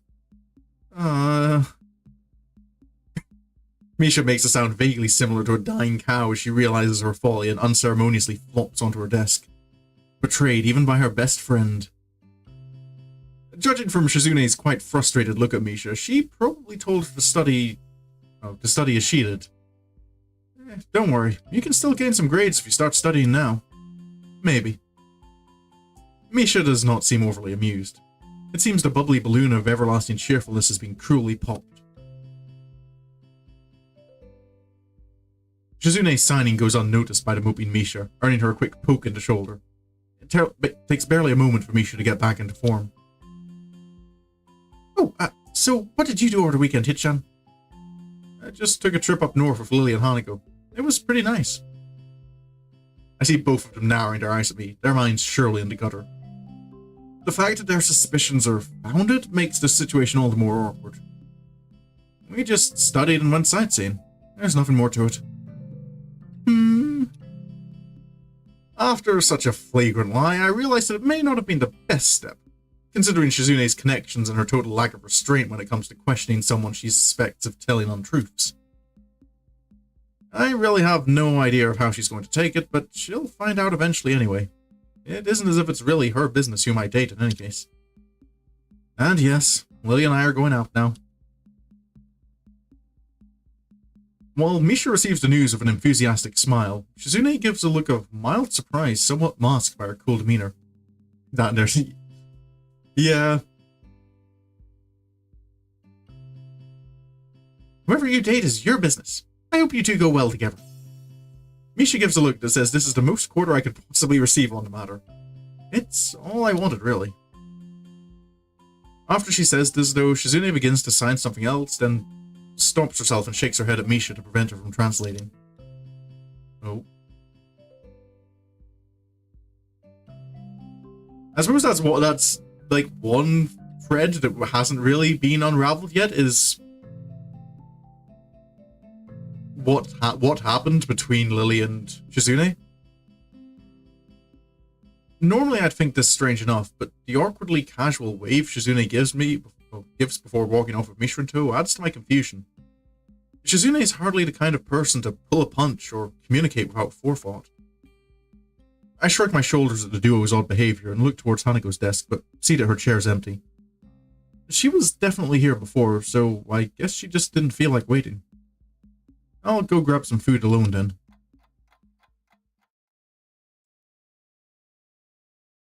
Walking down the hallway to the unused room that's become a second home to free students in particular, I mournfully look down at the plastic-wrapped salad roll and juice box in my hand.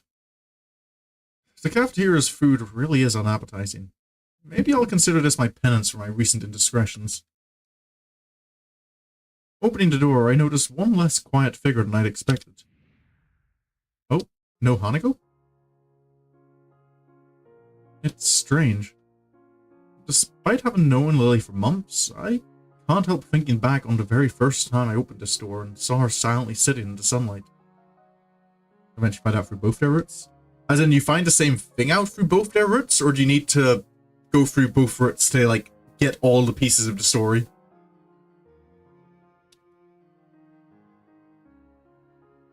Just as she did then, she slowly opens her eyes, unmoving as they are, and calmly addresses me. Good morning, Hisao. It's afternoon, I think. Has Hanako been around? She's skittered out of class without me even noticing. Lily cradles her cheek thoughtfully as I take a seat, my bag taking its place against the closest leg of the table and my unsatisfying meal neatly set out in front of me. She did appear, for a time. She said she had to study for the upcoming exams and left for the library. We find ourselves not entirely believing her words. Well, at least her intentions are in the right place. She is sweet, but she needn't go this far to let us have our space. I might talk to her about it sometime.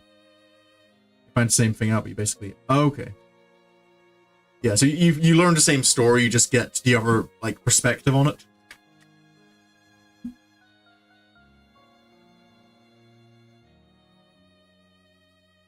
We'll have to be careful about alienating Hanako. That's probably for the best. For a while, we quietly eat our meals, Lily elegantly nibbling on her sandwiches and sipping her tea as I eat what tastes like a garden sandwiched in dry dough. Oh, salad. I need something with salad. Like, I can't just have salad and bread. Need to have some meat in there. Or at least, like, you know, like a meat alternative, like corn.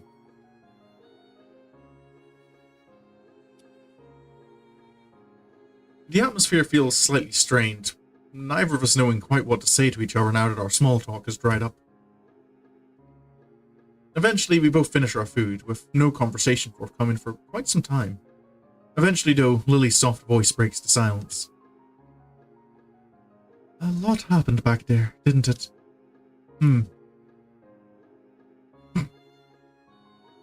Well, I think Hanako silent. It's probably a good thing those two aren't.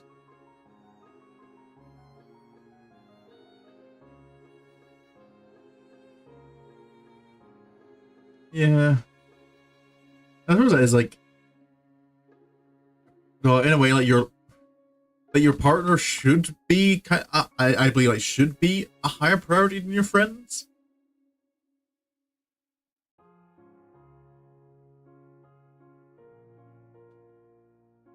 And like I said, like, they both appreciate, like, they both, as Lily said, like, no, Hisao was the one said, like, her heart's in the right place. That she just kind of, like, sees her friends going out and it's kind of like, I want to give them some space together.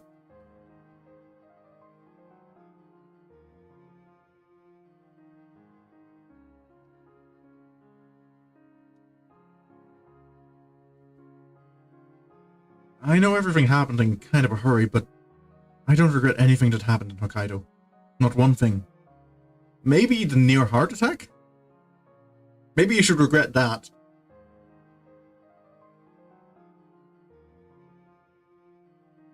Hisao? Slightly tense, I take her hands in mine, half to feel her, half to settle my own nerves. I stand by my words back there, Lily.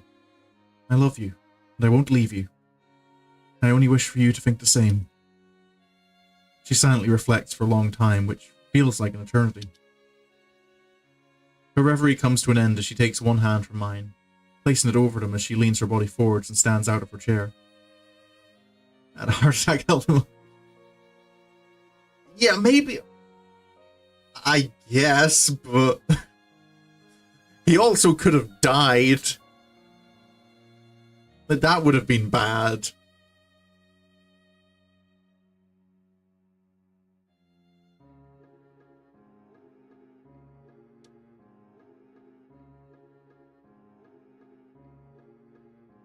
After a moment's hesitation, her face slightly pensive, her lips meet mine for a brief moment. But did he? Did you die?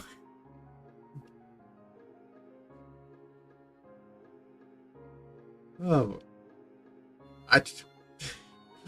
I know. I still feel like you can't use that as an excuse to not take care of yourself. But hey, yeah, I nearly died, but I got a girlfriend out of it.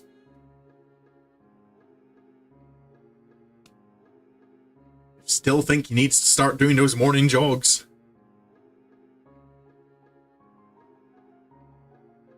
If you don't want Lily to, like, if you don't want Lily to worry about you,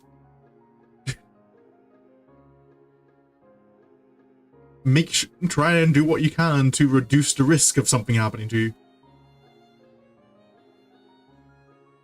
My mind feels as if it briefly stopped at that moment, barely registering Lily sitting back in her chair and smiling back at me with ever so slightly reddened cheeks.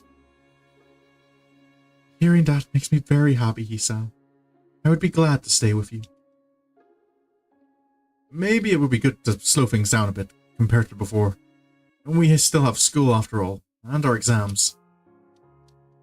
She gives a mischievous giggle, which proves to be contagious. That might be a good idea indeed. What's funny is that there was a concern I thought of for a good while that actually... Oh.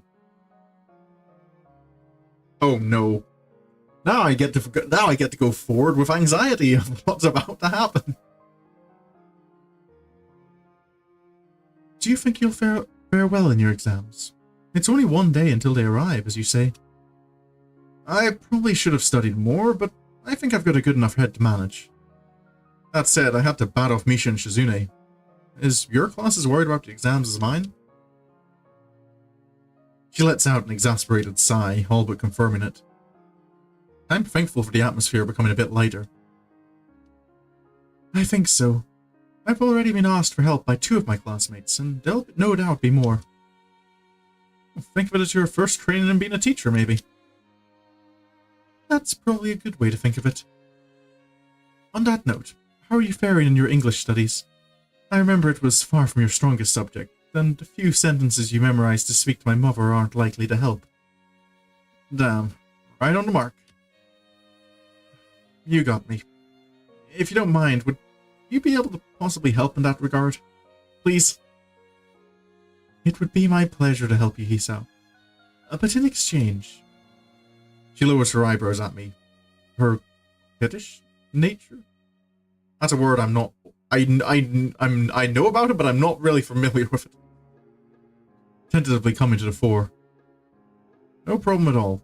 You'd probably be better off with some help in your studies, though. She beams a smile at me. One of girlish victory that nearly makes me blush.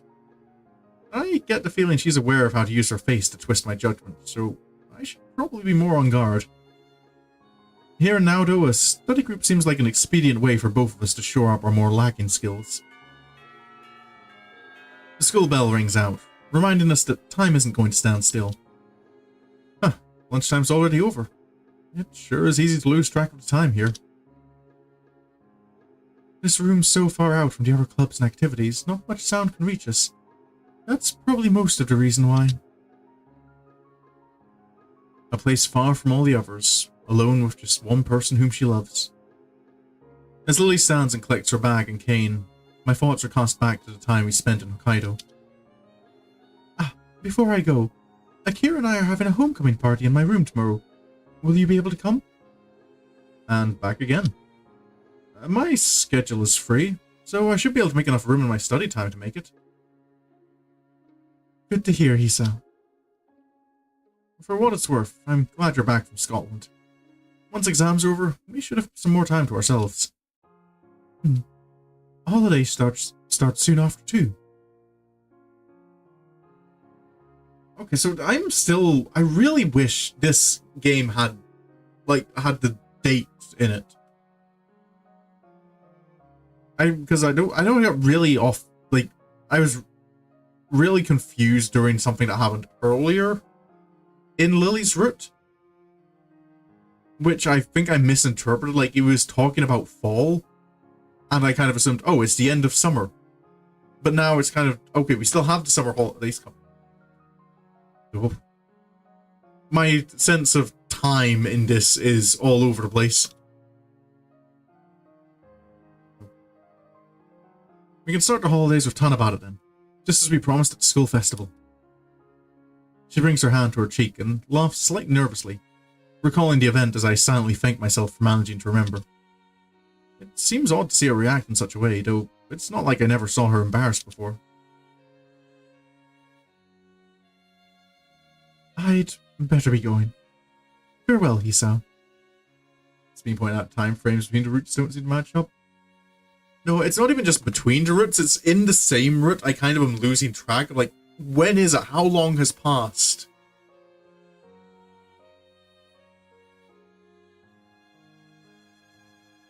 It's just kind of like in my brain, like trying to figure out, like, did this event happen like a matter of days ago? Was it yesterday? Was it a week or two ago?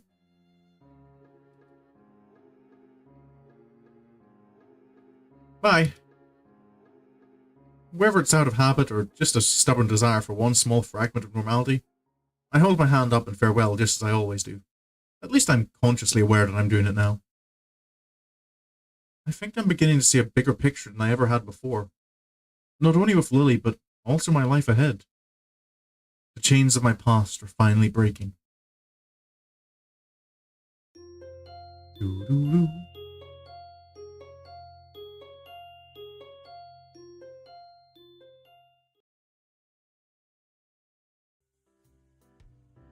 Walking up the now slightly more familiar corridor of the girls' dormitories, I can hear the faint sound of laughter coming from up ahead. It doesn't take long to identify the source as Lily's room, though the deep timbre of the female voice unmistakably belongs not to her, but to her sister. I wrap my knuckles on the door with the usual 3 light taps, my hand barely retreating as the door swings open. Hey, Hisao! Hey. Hello, Lily. Hanako. Hanako looks up tentatively, her hands buried in her oversized pink nightgown. From her side, Lily turns sideways towards the direction of my voice and smiles. It would be a flagrant lie to say I dislike the sight of her in those pajamas. I catch Akira giving me a sidelong look with a knowing grin, to which I reply with a sharp glare. She takes the hint, shrugs, and walks back to the low table in the center of the room.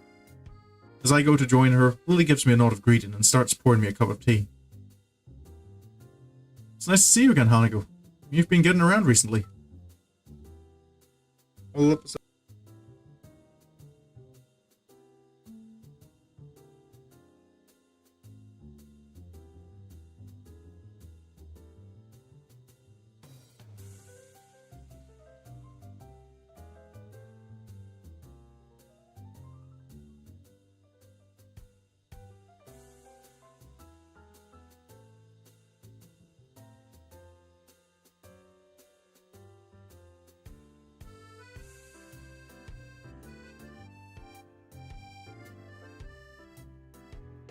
Sorry about that, just had a phone call. Lily wears a look of concentration as the light brown liquid, carefully measured by her finger as always, flows from the teapot into the cup. It seems Hanako has taken up helping one of the people in your class for the newspaper club. Naomi, I think. Hanako gives an affirmative nod.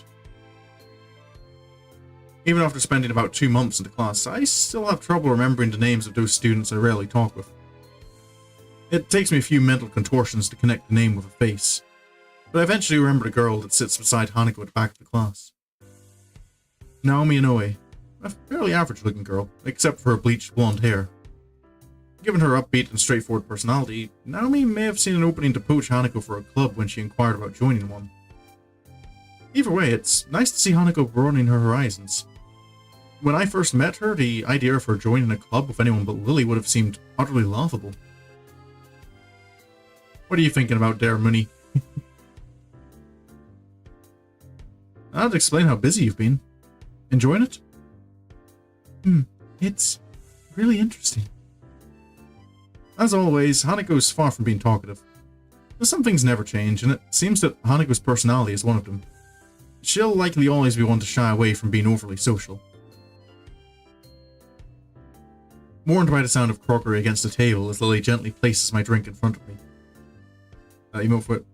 Oh, yeah, sorry, my phone was ringing.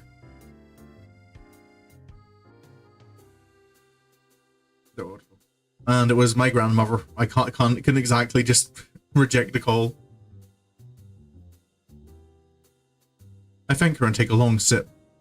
Hanako and Lily are attending to their own, and Akira's quaffing a mug of strong-smelling black coffee. You're a lucky bastard, Hisao. Huh? I can't help grimacing at her teasing smile, still visible around the edges of the mug pressed to her lips. Seeing my sister in her pajamas? There's a lot of men out there who'd like to be where you are. I've seen a lot more of that. I've seen a lot more than that of her. Not that I'd admit it. Akira! Hey, I'm just teasing. She leans over to me as much as she can, whispering with a sly grin written on her face. And Hannah, oh, the angry.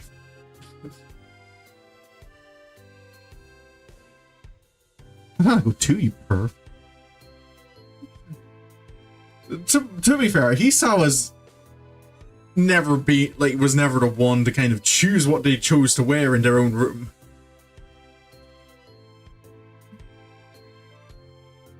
Hey, it was her idea.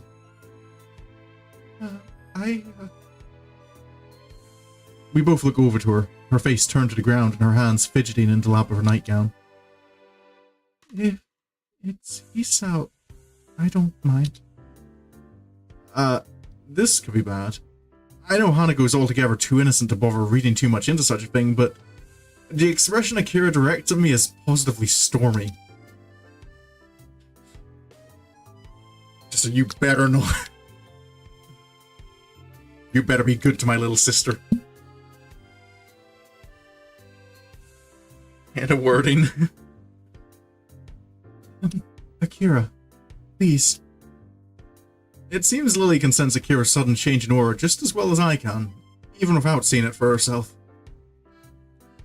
Akira slowly looks away from me, like an attack dog leashed by its owner in the nick of time. Breathe a sigh of relief. I can't think of a more appropriate time to try and change topics than around now.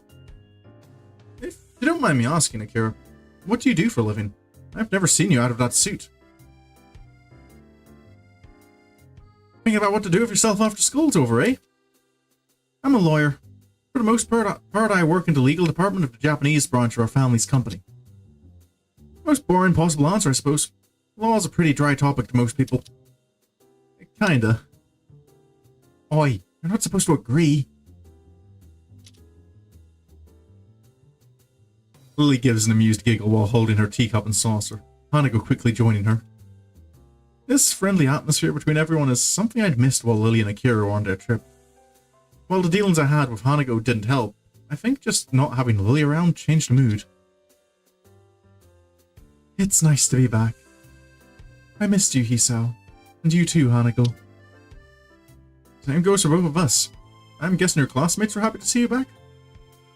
Oh, that was a nice breeze that just came through the window.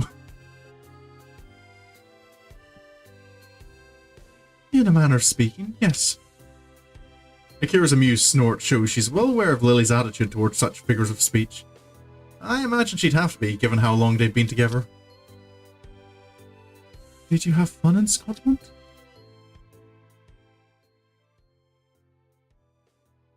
For a moment, I wonder why she's asking. It having been quite a while since they came back, but then I remember everything that's happened.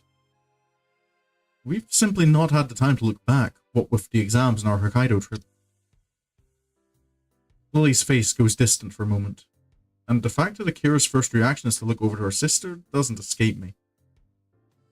Oh, to be fair, it wasn't really like a fun trip, wasn't it?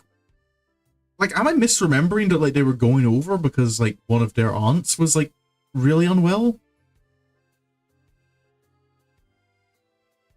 Nonetheless, she quickly collects herself. It was nice. We hadn't met our family in such a long time, so it was a wonderful reunion. Yeah, I guess that's right. Ours being beachside was the best part, though. From her dismissive tone, I get the feeling Akira doesn't like their family as much as Lily does. I wonder if Akira kind of feels a little bit feels almost like, abandoned. Like, kind of like left to like look after her little sister. You only like that because you finally had time to play around. Just because I'm the better swimmer. I don't take off the athletic side of the family, that's all. Well, you can take heart in the fact that you got the height genes at least. And the bust genes. That's not really the right kind of thing to say around others. Though Lily pretends to scold Akira, she does so with an unmistakable, slightly cheeky grin on her face. I doubt Akira really minds that, judging from her nonchalant expression. While I don't either, Hanako's looking down and blushing furiously beside me. The sisters' antics aside, their parents really do lead a bourgeoisie lifestyle. It seems utterly divorced from the life that Lily and Akira have lived until now. I suppose practicality must have made the decision for them. To have come from such a wealthy and well-connected lineage only adds to the almost noble air Lily seems to have, though. It's a small wonder none of it seems to have rubbed off on Akira. They really are as little alike as siblings could be. Their only similarity seems to be their shared confidence, which can be both endearing and a headache at times. Most of the night continues much the same, with Hanako eventually leaving the Sato sisters and me to ourselves, as she heads back to her dorm room for a rest. For a while, only the barely audible sound from Lily's teacup and saucer can occasionally be heard as she slowly drinks. The silence is strained as Lily and I wait for the elephant in the room to be addressed. So? Lily dutifully puts her cup down, giving her sister her undivided attention. With Lily and me on one side of the low table and Akira at the other, this almost feels like a judge passing down a verdict. Oh, Is this the interview? Gotta make sure you're good enough for my little sister.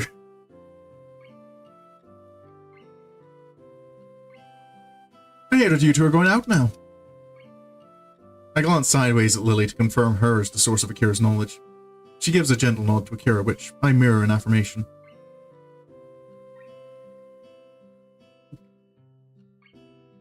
Deciding that this is the proper time and place to do so, and Akira being the closest figure to a parent Lily's had for much of her life, I bow deeply with my hands on the floor before me and my head very nearly the same. I feel it's a little early to go that far, Hisao. I'll take good care of your sister, Akira. I promise you. See? He's a lovely young gentleman. She must have heard my voice coming from a lower position than usual. I slowly bring myself back up, my eyes tentatively look into Akira from under my brow. To tell the truth, I very much doubt my suited judge will raise any objections. She's very definitely the type to make her disapproval of others well known. Something that lends her a measure of respect in my eyes. Hey, the old-fashioned kind, huh? Well, he's the kind of person I guessed you'd go for. I don't have a problem with it, and I wish you two the best. Even if I didn't like it, I couldn't really do anything anyway. I offer a nod of appreciation to her as Lily gives a small sigh of relief, likely more out of duty than any actual belief Akira might have had any problems of us being together. I do wonder though, how's the rest of the family taking it? Particularly the part residing at Yamaku. Have you told her? The smile is turned to grimaces as Akira grins downright evilly. Those closest know how to twist a knife best, after all. Putting up with it may be the best term for the situation. Don't you agree, Hisao? Yeah, that sounds about right. At least she's been reasonable about it. Good to hear. That girl can be a handful at the best of times. We sent a few messages back and forth during and just after the trip, and she was already busting my chops for seeing my boyfriend when we came back. After leaving Hideaki for so long. She really does care for the little guy. I cast my mind back to Shizune's odd reaction after telling her about our relationship, but decide not to bring it up. It's no doubt simply born of their mutual antipathy, and Akira's comments only back that up. Well then, that's settled. Gotta get to work early tomorrow, so I'd better be off. She rises from the table with a grunt, her hand on her knee to push herself up. I just notice Akira's eyes lingering on Lily for a couple of seconds before turning away, as she begins to take her leave. After she walks out the door, she stops and looks up thoughtfully before turning to us one last time. Oh yeah, I almost forgot to tell you. Use protection. Every time. I gag violently on the tea in my mouth. Contrary to my own, Lily's composure holds perfectly as she seems entirely unfazed. I'm kind of impressed. We are. Don't worry. Atta girl. See yas. And with that, she turns and strides away, a hand held high as she disappears into the darkened hallway, closing the door behind her. The most reaction I can muster is flopping forwards onto the table, completely drained of energy and truly exhausted by her. Lily's ability to hold her own against that suited devil is something I admire. She really is incredibly blunt. I don't think I'll ever be able to keep up with her sister's energy. As far as Hisao knows, they... Using protection? Oh.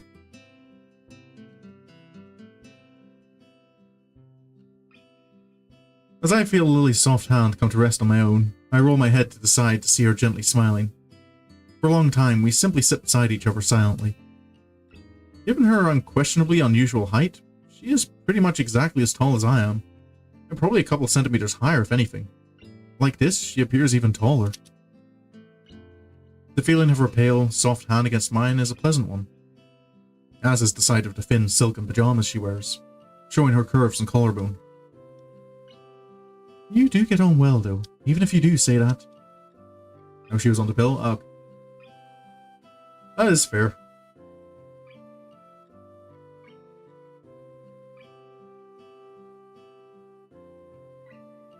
I guess. You know, you two are a lot more alike than I first thought when I met you. And it's a good thing I quickly stopped you from going after her, isn't it? Nope, she jokes about it. My assessment of my inability to keep up with Akira either physically or mentally, was quite in earnest. Lily's slow-paced and ladylike, almost motherly. Nature is perhaps the single thing that helped. Oh, Lily's sorry, misread that. I thought it was like that Lily's was like Lily is slow-paced and ladylike. Lily's slow-paced and ladylike, almost motherly nature is perhaps the single thing that helped me most in my first weeks at Yamagu. Maybe she was having intentions early on. She'd take it 2 weeks to start dating back. No, that's unless like she did have like another reason to be on it.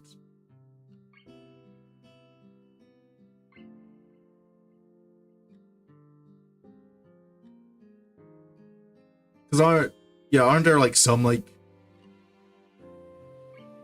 health issues and such that can be helped if you're like already in a routine of being on birth control?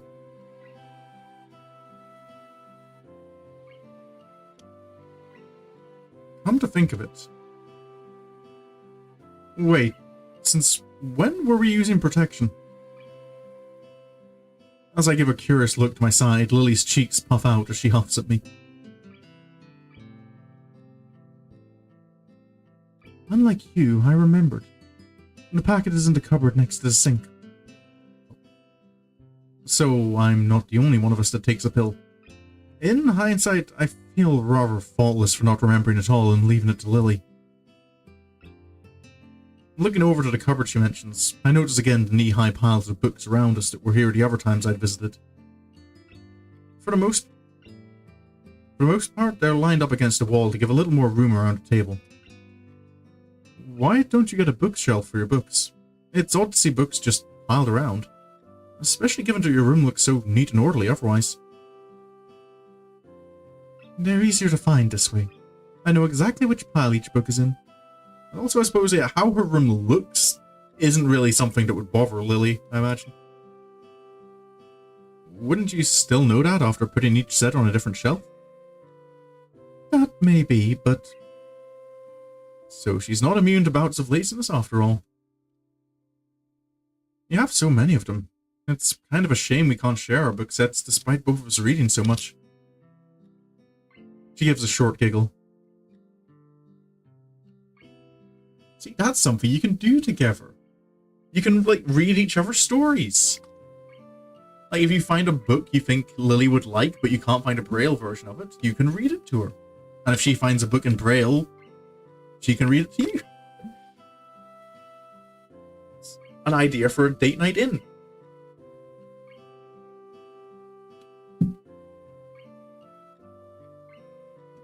Come to think of it, why do you order your books through Yugo? I'd imagine there'd be plenty of sites that you could order books in Braille from, especially in English Braille.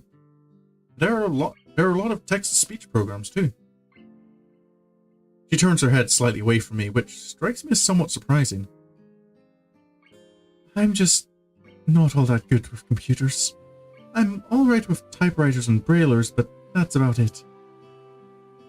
I mean, yeah, I can imagine using a PC would be rather more difficult.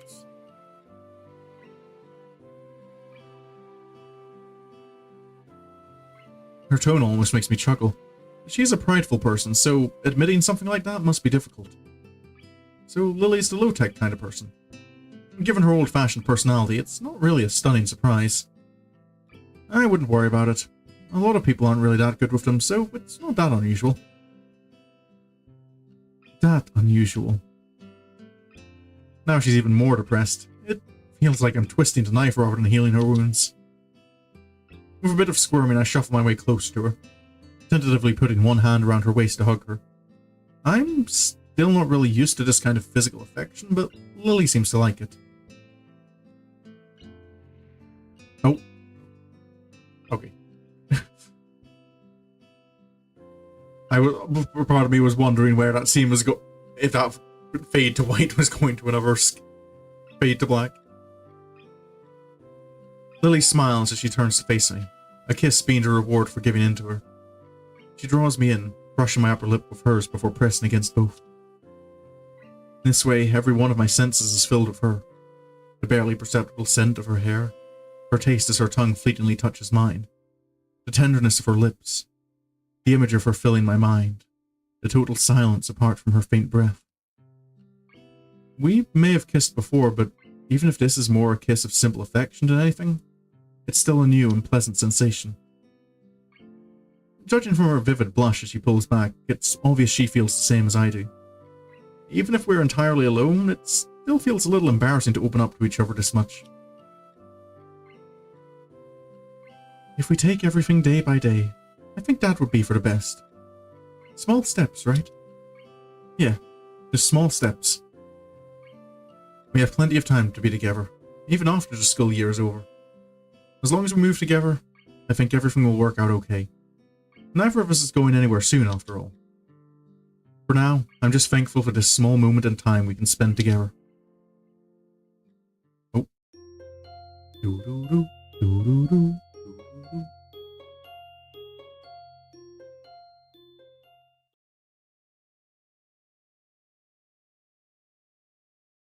I stand unmoving in front of the door to the nurse's office for what feels like at least a dozen minutes or so. It's not like I never entered the small beige room before, nor is it because of any feelings of childlike anxiety over the visit. Maybe it's because the nurse's office is akin to a confessional, an admission that my body is flawed. The knowledge that such a fact is kept entirely confidential between the nurse and me hardly lessens the feeling. Remembering that the bell to signal the end of lunch break will sound soon, I give a sigh and open the door. The burden will stay with me just this while longer. Well now, if it isn't that guy. Good to see you. Or bad, I guess, considering that I'm a nurse. He gives a small laugh, amused at his little joke. I find his humour lacking and somewhat off, but the fact that he can make light of such a situation is perhaps comforting, or at least distracting. His brief episode of entertainment over, he claps his hands together and gets down to business. I take a seat as he gestures for me to do so.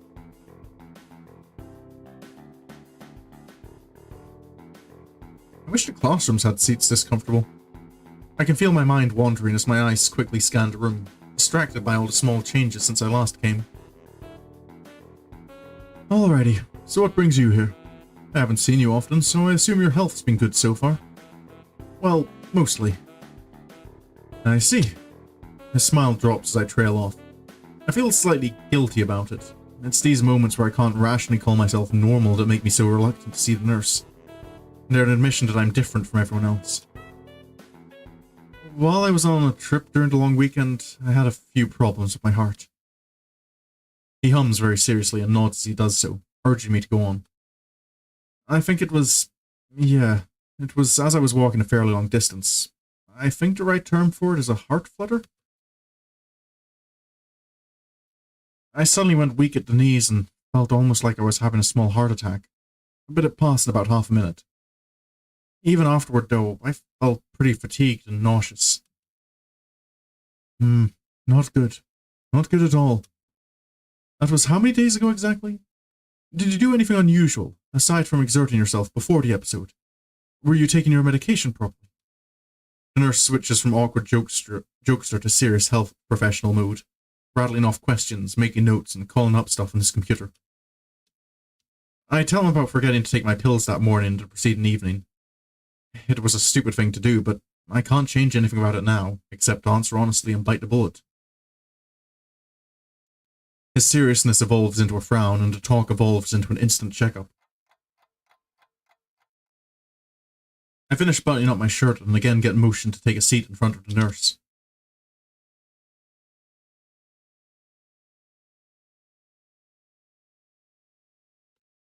Is this the first heart problem you've had since coming to Yamaku? I've had short pains in my chest before, just a couple of times, but they were more discomfort than anything like this. He leans back in his chair, brief resembling a white-coated Poirot as he mulls over the mysterious case of the heart flutter. Moving his lips from side to side to show he's thinking, his non-existent mustache wiggling, he eventually comes to a conclusion. Well, you survived it. That's always on the plus side. I blink at this one, then notice the nurse wearing his gutchy face. It's actually somewhat reassuring. I don't think he would crack jokes if things were really serious, so I keep silent and take my lumps. I'll have a talk with your doctor, but right now I suspect it's simply due to physical exertion. Have you been keeping up with regular light exercise like I directed you to? I make sure to walk a reasonable amount every day. It's usually enough to work up a bit of a sweat, but then again I'm not really as fit as I used to be. That should be enough then. The main thing is to keep in mind is to do regular low-stress exercise, not short bursts of sprinting and such. I understand. Since leaving the hospital, I've been a lot more focused on my studies, partly to take my mind off not being able to do more physical things.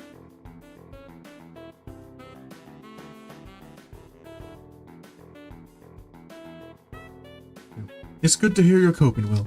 Sudden lifestyle changes can be hard at the best of times, so I'm pleased to hear that you sound like you have everything in order.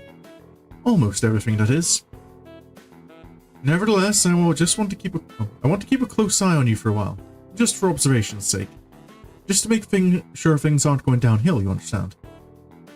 That's something I really didn't want to hear. Since coming to Yamaku, all I've wanted to do is live as normal a life as possible. Observation was one of the words I came to hate most during my hospital stay. For so long I felt as if I could have just walked straight out of the hospital doors if not for that observation the doctors wanted so dearly. Sure. Should I come in more often? He checks the calendar next to his computer, which seems to inflict on him a nasty case of furrowed brow. He spins back towards me after that. Summer holidays are a bit of a pain, considering the timing. I'll check with your doctor to try and get a better handle on the situation and see how he wants to proceed. But I think you should just take things slowly and carefully for now.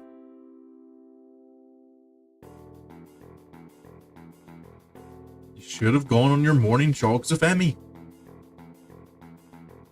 What you're describing doesn't immediately sound like a recurring event, but it won't hurt to slow down a bit for a while, just to make sure. What should I do for today? He looks over my shoulder at a clock hanging over the door. I'd never have noticed it if I hadn't followed his gaze. It's nearly time for school to be over, so you may as well just leave early. He gives me a sly wink, making sure I understand he's doing me a favor. Well, nurse's orders. Thanks. That's what I'm here for, after all. I know you might not want to hear this, but you can't ignore your condition. Don't hesitate to see me if you have any further problems, or if you just have anything you want to ask. Bye. He spins around and gets back to typing on the computer in front of him. I suppose I'll just read before waiting for Lily by the gate, considering I don't have much else to do. Even as I leave, his words echo in my mind. My condition isn't something as limiting as many of the others here in Yamaku, and I don't want to burden Lily with thinking about it. If I just live life normally and avoid any short, sharp shocks, I should be okay. I won't let my condition rule me. Lily comes into view soon after the bells heralding the end of the school day ring out. She says farewell to a number of her classmates headed in the other direction, before beginning her weekly trip to the convenience store.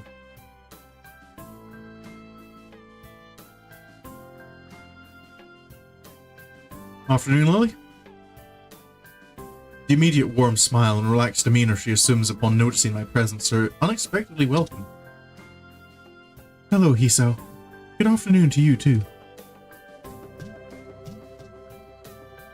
She hesitates for a second, but eventually deigns to tilt her face forward and close her eyes. My lips meet hers with a measure of slight trepidation before we move off, hand in hand. The fact that we're so close in height is somewhat useful at times, there being no need for either of us to turn our head upwards or downwards in order to meet the others. It doesn't take much time to leave the noise of the other students far behind us. The tapping of Lily's cane in her free hand, the only sound to be heard. Silence. Blissful silence is all that greets us while we slowly walk into setting sun's light. I think I'm coming to really like this town. The huge, green, hilly expanse, trees everywhere, somewhat rustic little buildings. So you've come to appreciate the tranquility of it as well? I think so. I came from a metropolitan city near Tokyo, so the quiet of this town really alienated me when I first arrived. After a while, it became really nice though. I think I prefer it to the hustle and bustle of my home city now. While I preferred the quiet of such a rural town even when I first arrived, I suppose I had the advantage of growing up in a quiet area before I came. Hanako said the surroundings are very pretty too. Lily may say such a thing quite easily, but each time she mentions how others describe sights around her as beautiful or pretty, I feel a little put off.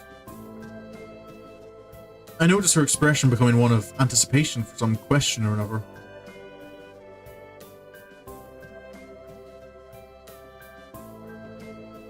She always had a good sense for when somebody's not saying something. Oh, when somebody's not saying something that's on their mind, so I may as well speak up. I was kind of wondering how to put this. Do you ever regret that you can't see what things look like for yourself? It's just something I've been thinking about. She thinks carefully for a time. Do you ever regret that you can't hear people whispering on the other side of a room? I can only speak for myself, but the fact that I can't see is the only way I've experienced life. Just as I cannot do something you can't do something that I'm capable of. The fact that the world is made for those who are sighted can be a pain sometimes, but there are many, many people who suffer much more than I because of the way the world is. That does make sense, but still, it just feels kind of bad to describe something that you can't experience to you. She tilts her head quizzically, as if I just said something that makes very little sense at all. But I can experience it. You just said yourself that you like this area because of the way the surroundings are. I like this area for the very same reason. Thanks to the fact that this is a small rustic town surrounded by trees, it gives some peace and quiet away from the din at school and the bustle, not to mention the smells of the city. I suppose it would also be much like the home she shared. I suppose it would also be much like the home she shared with Akira as well. Her outlook on it seems pretty sensible, and I'm not surprised that she's got a much better handle on her particular condition than I do on mine. Just like how her coming from a location somewhat similar to Yamaku's surroundings led her become more acclimatized in a shorter time, and being born blind affected her stance, by her own admission. I should stop being so annoyed with myself over it, but I can't shake the feeling that I've depended on Lily far too much, given the circumstances most have to deal with in the Yamaku. That makes a lot of sense. You're pretty good at explaining, as always. Come to think of it, where's Hanako anyway? She was with us for lunch. It seems she's busy studying. The exams are far from over, and she said she wants to do better this year than the last. While I admire her work ethic, she's really been trying to give us a lot of room alone recently. She's that type of person, I think. The kind that puts others' needs above her own at every chance. She's a sweet girl, even though so much has hurt her in the past. I don't know. I feel like it's only now, when she's less close to me than ever, that she's truly finding herself. It was thanks to you that she began to become more confident after all, not me. I suppose I wonder if I'm starting to see a little bit of why that might be. Because with Hanako hanging out with Lily, I suppose like Hanako could still have that nervousness about what people think when they see her. Because like that's not something she ever has to get used to with Lily. She never has to get used to being seen. Whereas hanging out with Hisao, like there's part of that that's kind of like, oh, someone can like see me regularly and still, you know, interact with me normally.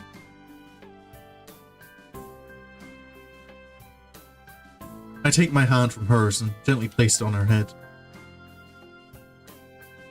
The important thing is that you were there for her. I can't imagine what she'd be like without having found someone like you. That much became obvious while you were in Scotland. And Hisao is treating her like a regular.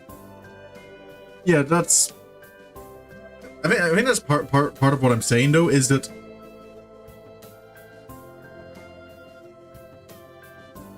I don't think that's what Lily would have done, even if she could have seen, but in Hanago's mind, like, Hanako might have been playing that thought in her head that maybe Lily wouldn't treat me normally if she could see me. Like, there might have been that, like, nagging doubt at the back of her mind that, oh, it's only because she can't see me that she treats me like this. Whereas with Hisao, she can't use that excuse, which might have helped that confidence level.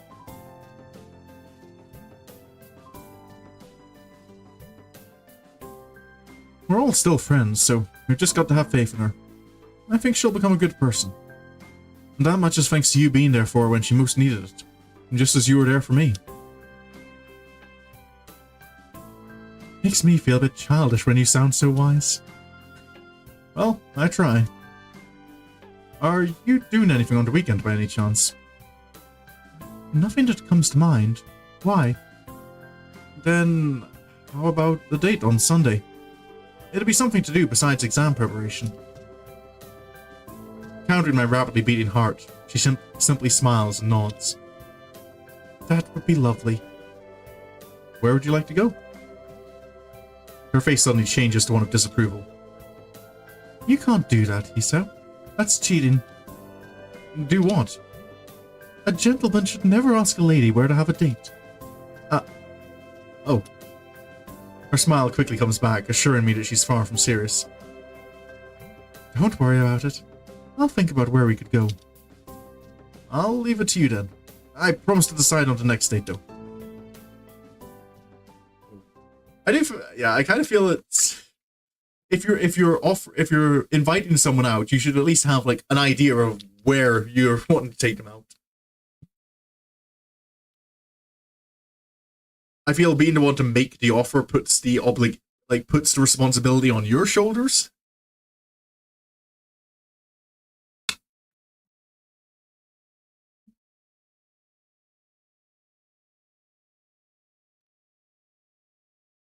With our plans for the weekend made, the rest of the walk down the hill continues in silence.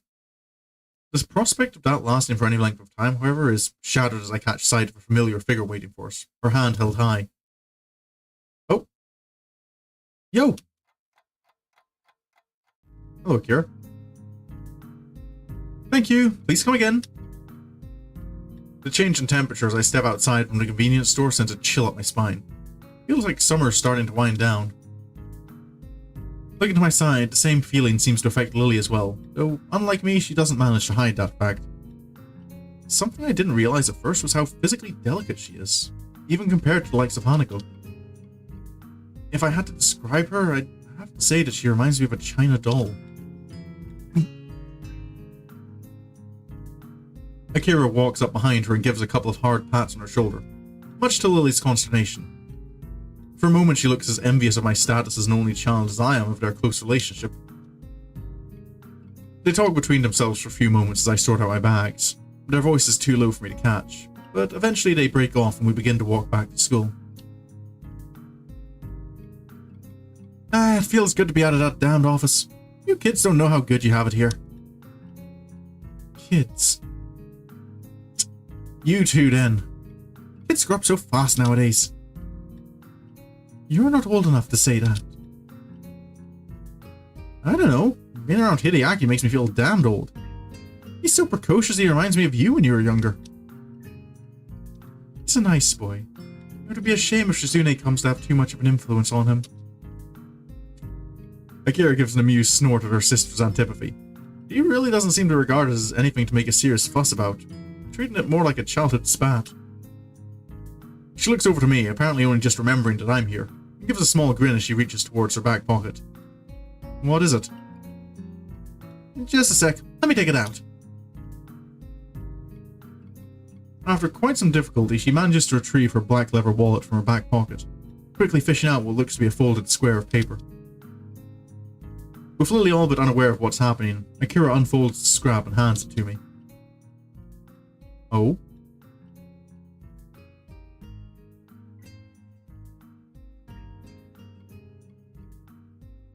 He does look familiar. Sorry. An old photo of what looks to be a younger Lily and Shizune operating a noodle stall, with some other girl in the background. She looks vaguely familiar, but I can't quite pinpoint why.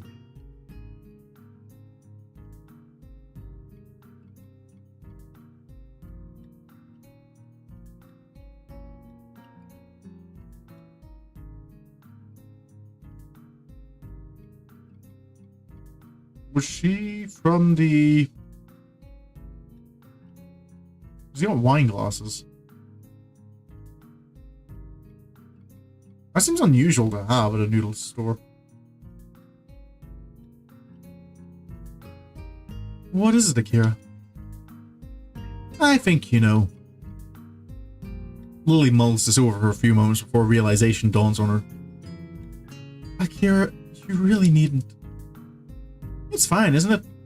Besides, it's like the only photo I have of you two since you entered Yamaku where you're not at each other's throats. I look back down to the photo in my hand. It does seem strange to see Lily and Shizune working together so diligently without any sign of animosity. If the photos of them during Yamaku's festival, that means it must have been taken 1 or 2 years ago. In other words, the time when they were both in the student council together. That's bothering me. Who's the girl in the back? Looks kind of familiar.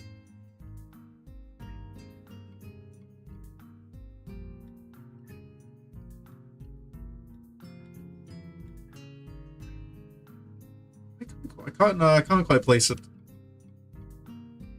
Ah, I knew you wouldn't recognize her. It's Misha before she went and dyed her hair pink.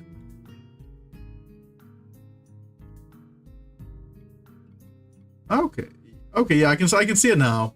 I had kind of considered that an option, but I couldn't remember if like Misha had like brown eyes like that.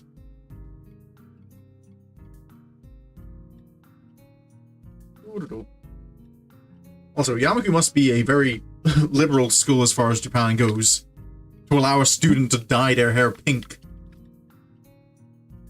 Recognized her by her eyes in your playthrough? Oh. So I suppose by this point you'd done Shizune's route though, so you probably had spent a lot more time with Misha. Yeah, I feel it would like the eyes like were tipping me off to something.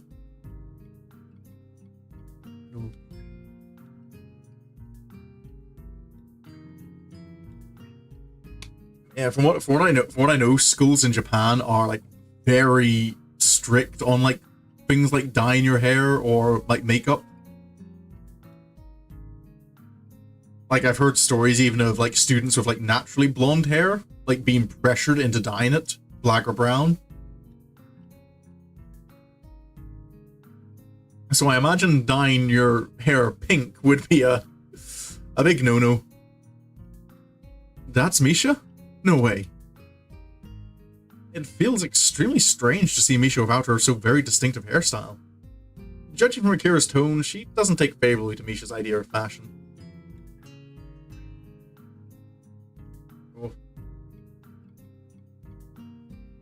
I suppose that fact just accentuates how odd the situation looks. I think they were so friendly in the past. I wish I could do something to mend their relationship. Pink hair and then doing the hair drills, yeah. Really going for a change.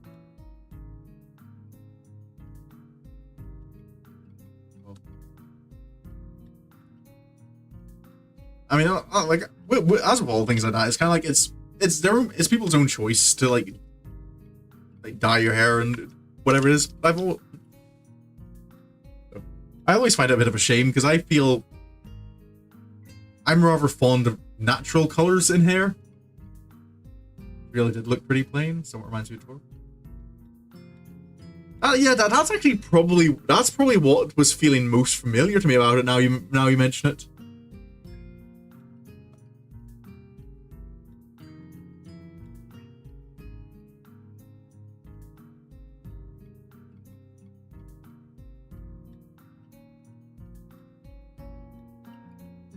You're being very quiet, Hisao. It just feels kind of strange to see you all so friendly like this. You say friendly. Misha, Shizune still looks like she's kind of like she's trying to outdo Lily. Lily moves to say something, but stops herself. In the end, this isn't a matter for me. It's between Shizune and Lily, and no one else. Things change, unfortunately. I hand the photo back to Akira, who sighs as she folds it up and slides it back into her wallet. A little memory, quietly hidden away, to be pulled out again sometime later. Yeah, that they do. Initially, I think Akira's reaction to be simply in response to the situation between Lily and Shizune, but she looks oddly glum compared to what I'd expect. Lily's expression is clouded as well. I think that was kind of nice for its market, or wasn't exceptionally beautiful and looks. Yeah.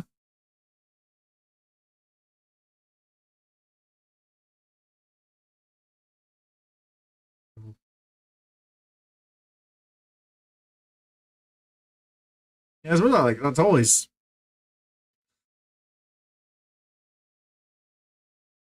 You need the character to be good because I know looking good only lasts like until your first conversation with someone.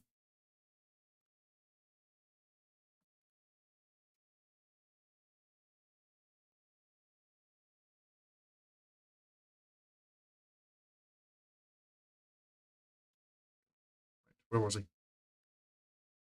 What's wrong? It's just that I'll be going to Scotland fairly soon. You're leaving for Scotland again? For a long moment, Akira looks surprised. It's an ill-fitting expression for her. After a glance at Lily, she turns back to me as if she'd never done so. Yeah, in a couple of weeks I'll be leaving for Inverness to work at the company's headquarters. It's a pretty big jump in corporate position, and it's not a chance that's going to come again. So, Akira's going to leave Japan on what seems to be a permanent basis. Oh. Yeah. Lily, given like the conversation we had in Hokkaido, I can see why that's kind of upsetting for Lily. I look at Lily, mildly surprised that she hasn't told me such a thing, despite usually being so forthcoming. She continues to walk with her face fixed pointedly ahead.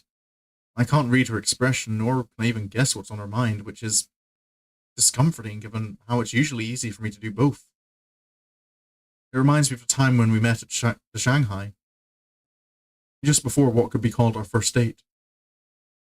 At the time, all I could do was comfort her without knowing the cause, and now feels no different. As we finally reach the school dormitories once again, there's a somewhat awkward silence. I don't think I'm the only one who feels it. See you tomorrow then, Lily. Bye, Akira. Good night, Hisao. See ya. And with that, they walk to the female dormitories. Opening the door to the male dormitories, I stop and look back at them just moments before their figures disappear behind a heavy wooden door. That was a strange moment when Akira said she was leaving. While that wasn't the first time when my thoughts regarding my new life have been called into question, it's perhaps the first time to do it quite so profoundly. I still don't know what to make of Akira's reaction, much less of Lily's. The night's chill reminds me to get back to my room before I catch something, my bags pulling down on my arms with seemingly redoubled weight. If nothing else, I have a date with her set up for the weekend. I just need to stop overthinking stuff and get on with things as they are. The exams are still ongoing after all, and with the trimester's end and the summer holidays beginning soon, there'll be plenty to keep me busy for a while. As I give a yawn and retreat inside, my thoughts turn to what Lily will decide to set as the location of our weekend rendezvous.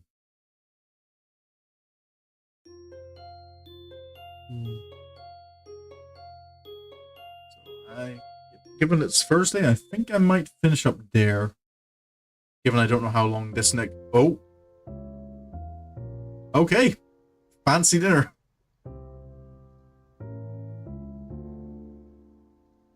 We'll create a new save. And it definitely is out and about. But yeah, I need to go and get ready for heading out into town. Getting another workout in. Ooh. I do like the menu. I like games that do things like this. like in the main menu, that as you make progression, like things change and fill up.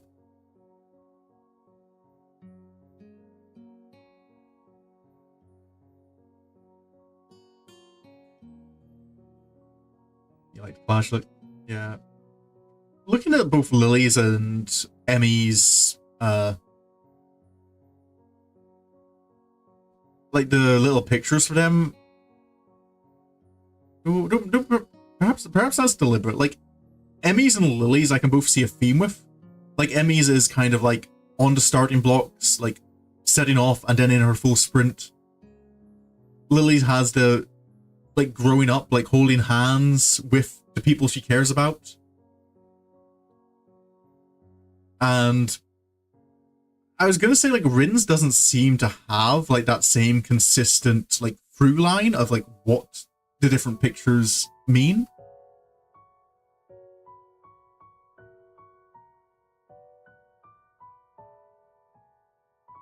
Though actually, okay, maybe I can see what I was about to say. Like maybe that's because like Rin thinks differently. Like it from outside, it doesn't look like there's a same path. Oh, but I've just kind of have realized something that kind of makes me depressed to see it. Because in the first one, you have what I'm assuming is Hisao's hand reaching for Rin. Then I remember. Then the second one, like you have the picture of Hisao and Rin like separated, and then you have Rin alone. That's kind of a depressing progression. Oh, like as it like kind of goes through, like the closer they get, the further, like the more isolated Rin is. Oh, that is. Don't know if I wanted to notice that. But yeah, that's my solo streams for this week. I will be back on early Saturday morning or Friday evening if you're in the US, where I'll be returning with Mooney there for some more Bokura Planet, which I am very much looking forward to. I'll maybe need to go. Yeah, I need to at least like go back and remind myself like what all happened last time. I think just remind me, like at least to watch the two like little cutscenes.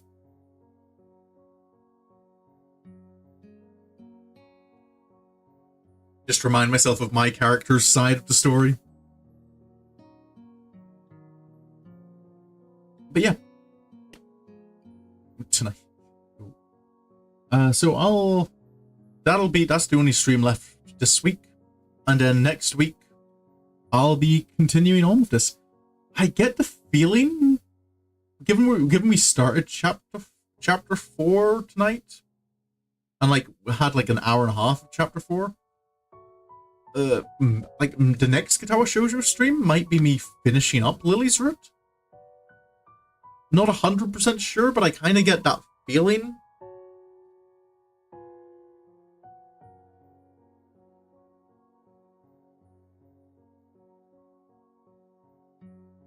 Oh, and then it'll be, I think definitely Hanako. And most likely might finish up by then, yeah. Yeah, I think especially because it'll be a Monday stream, so I can go on later. It's only my Thursday streams I kind of have to finish a bit earlier. Like I can normally go for 3 hours or so on a Monday. But I take the whole stream. Oh, don't forget, that works perfectly for me if that's the case. I would like to kind of finish the stream with the route being finished, so that then the next stream I can start with a new route.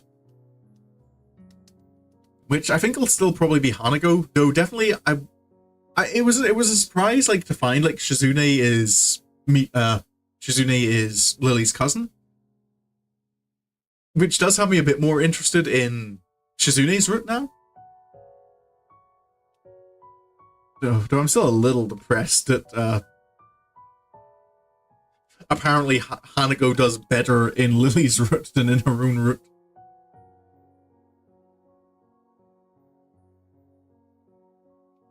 But yeah, for today, that'll be me.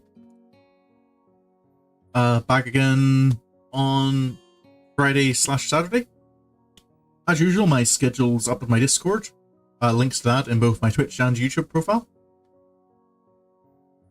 And yeah, thank you so much for coming along and watching. I hope you enjoyed. And until the next time I see you, I hope you have a good day, have a good evening, and goodbye.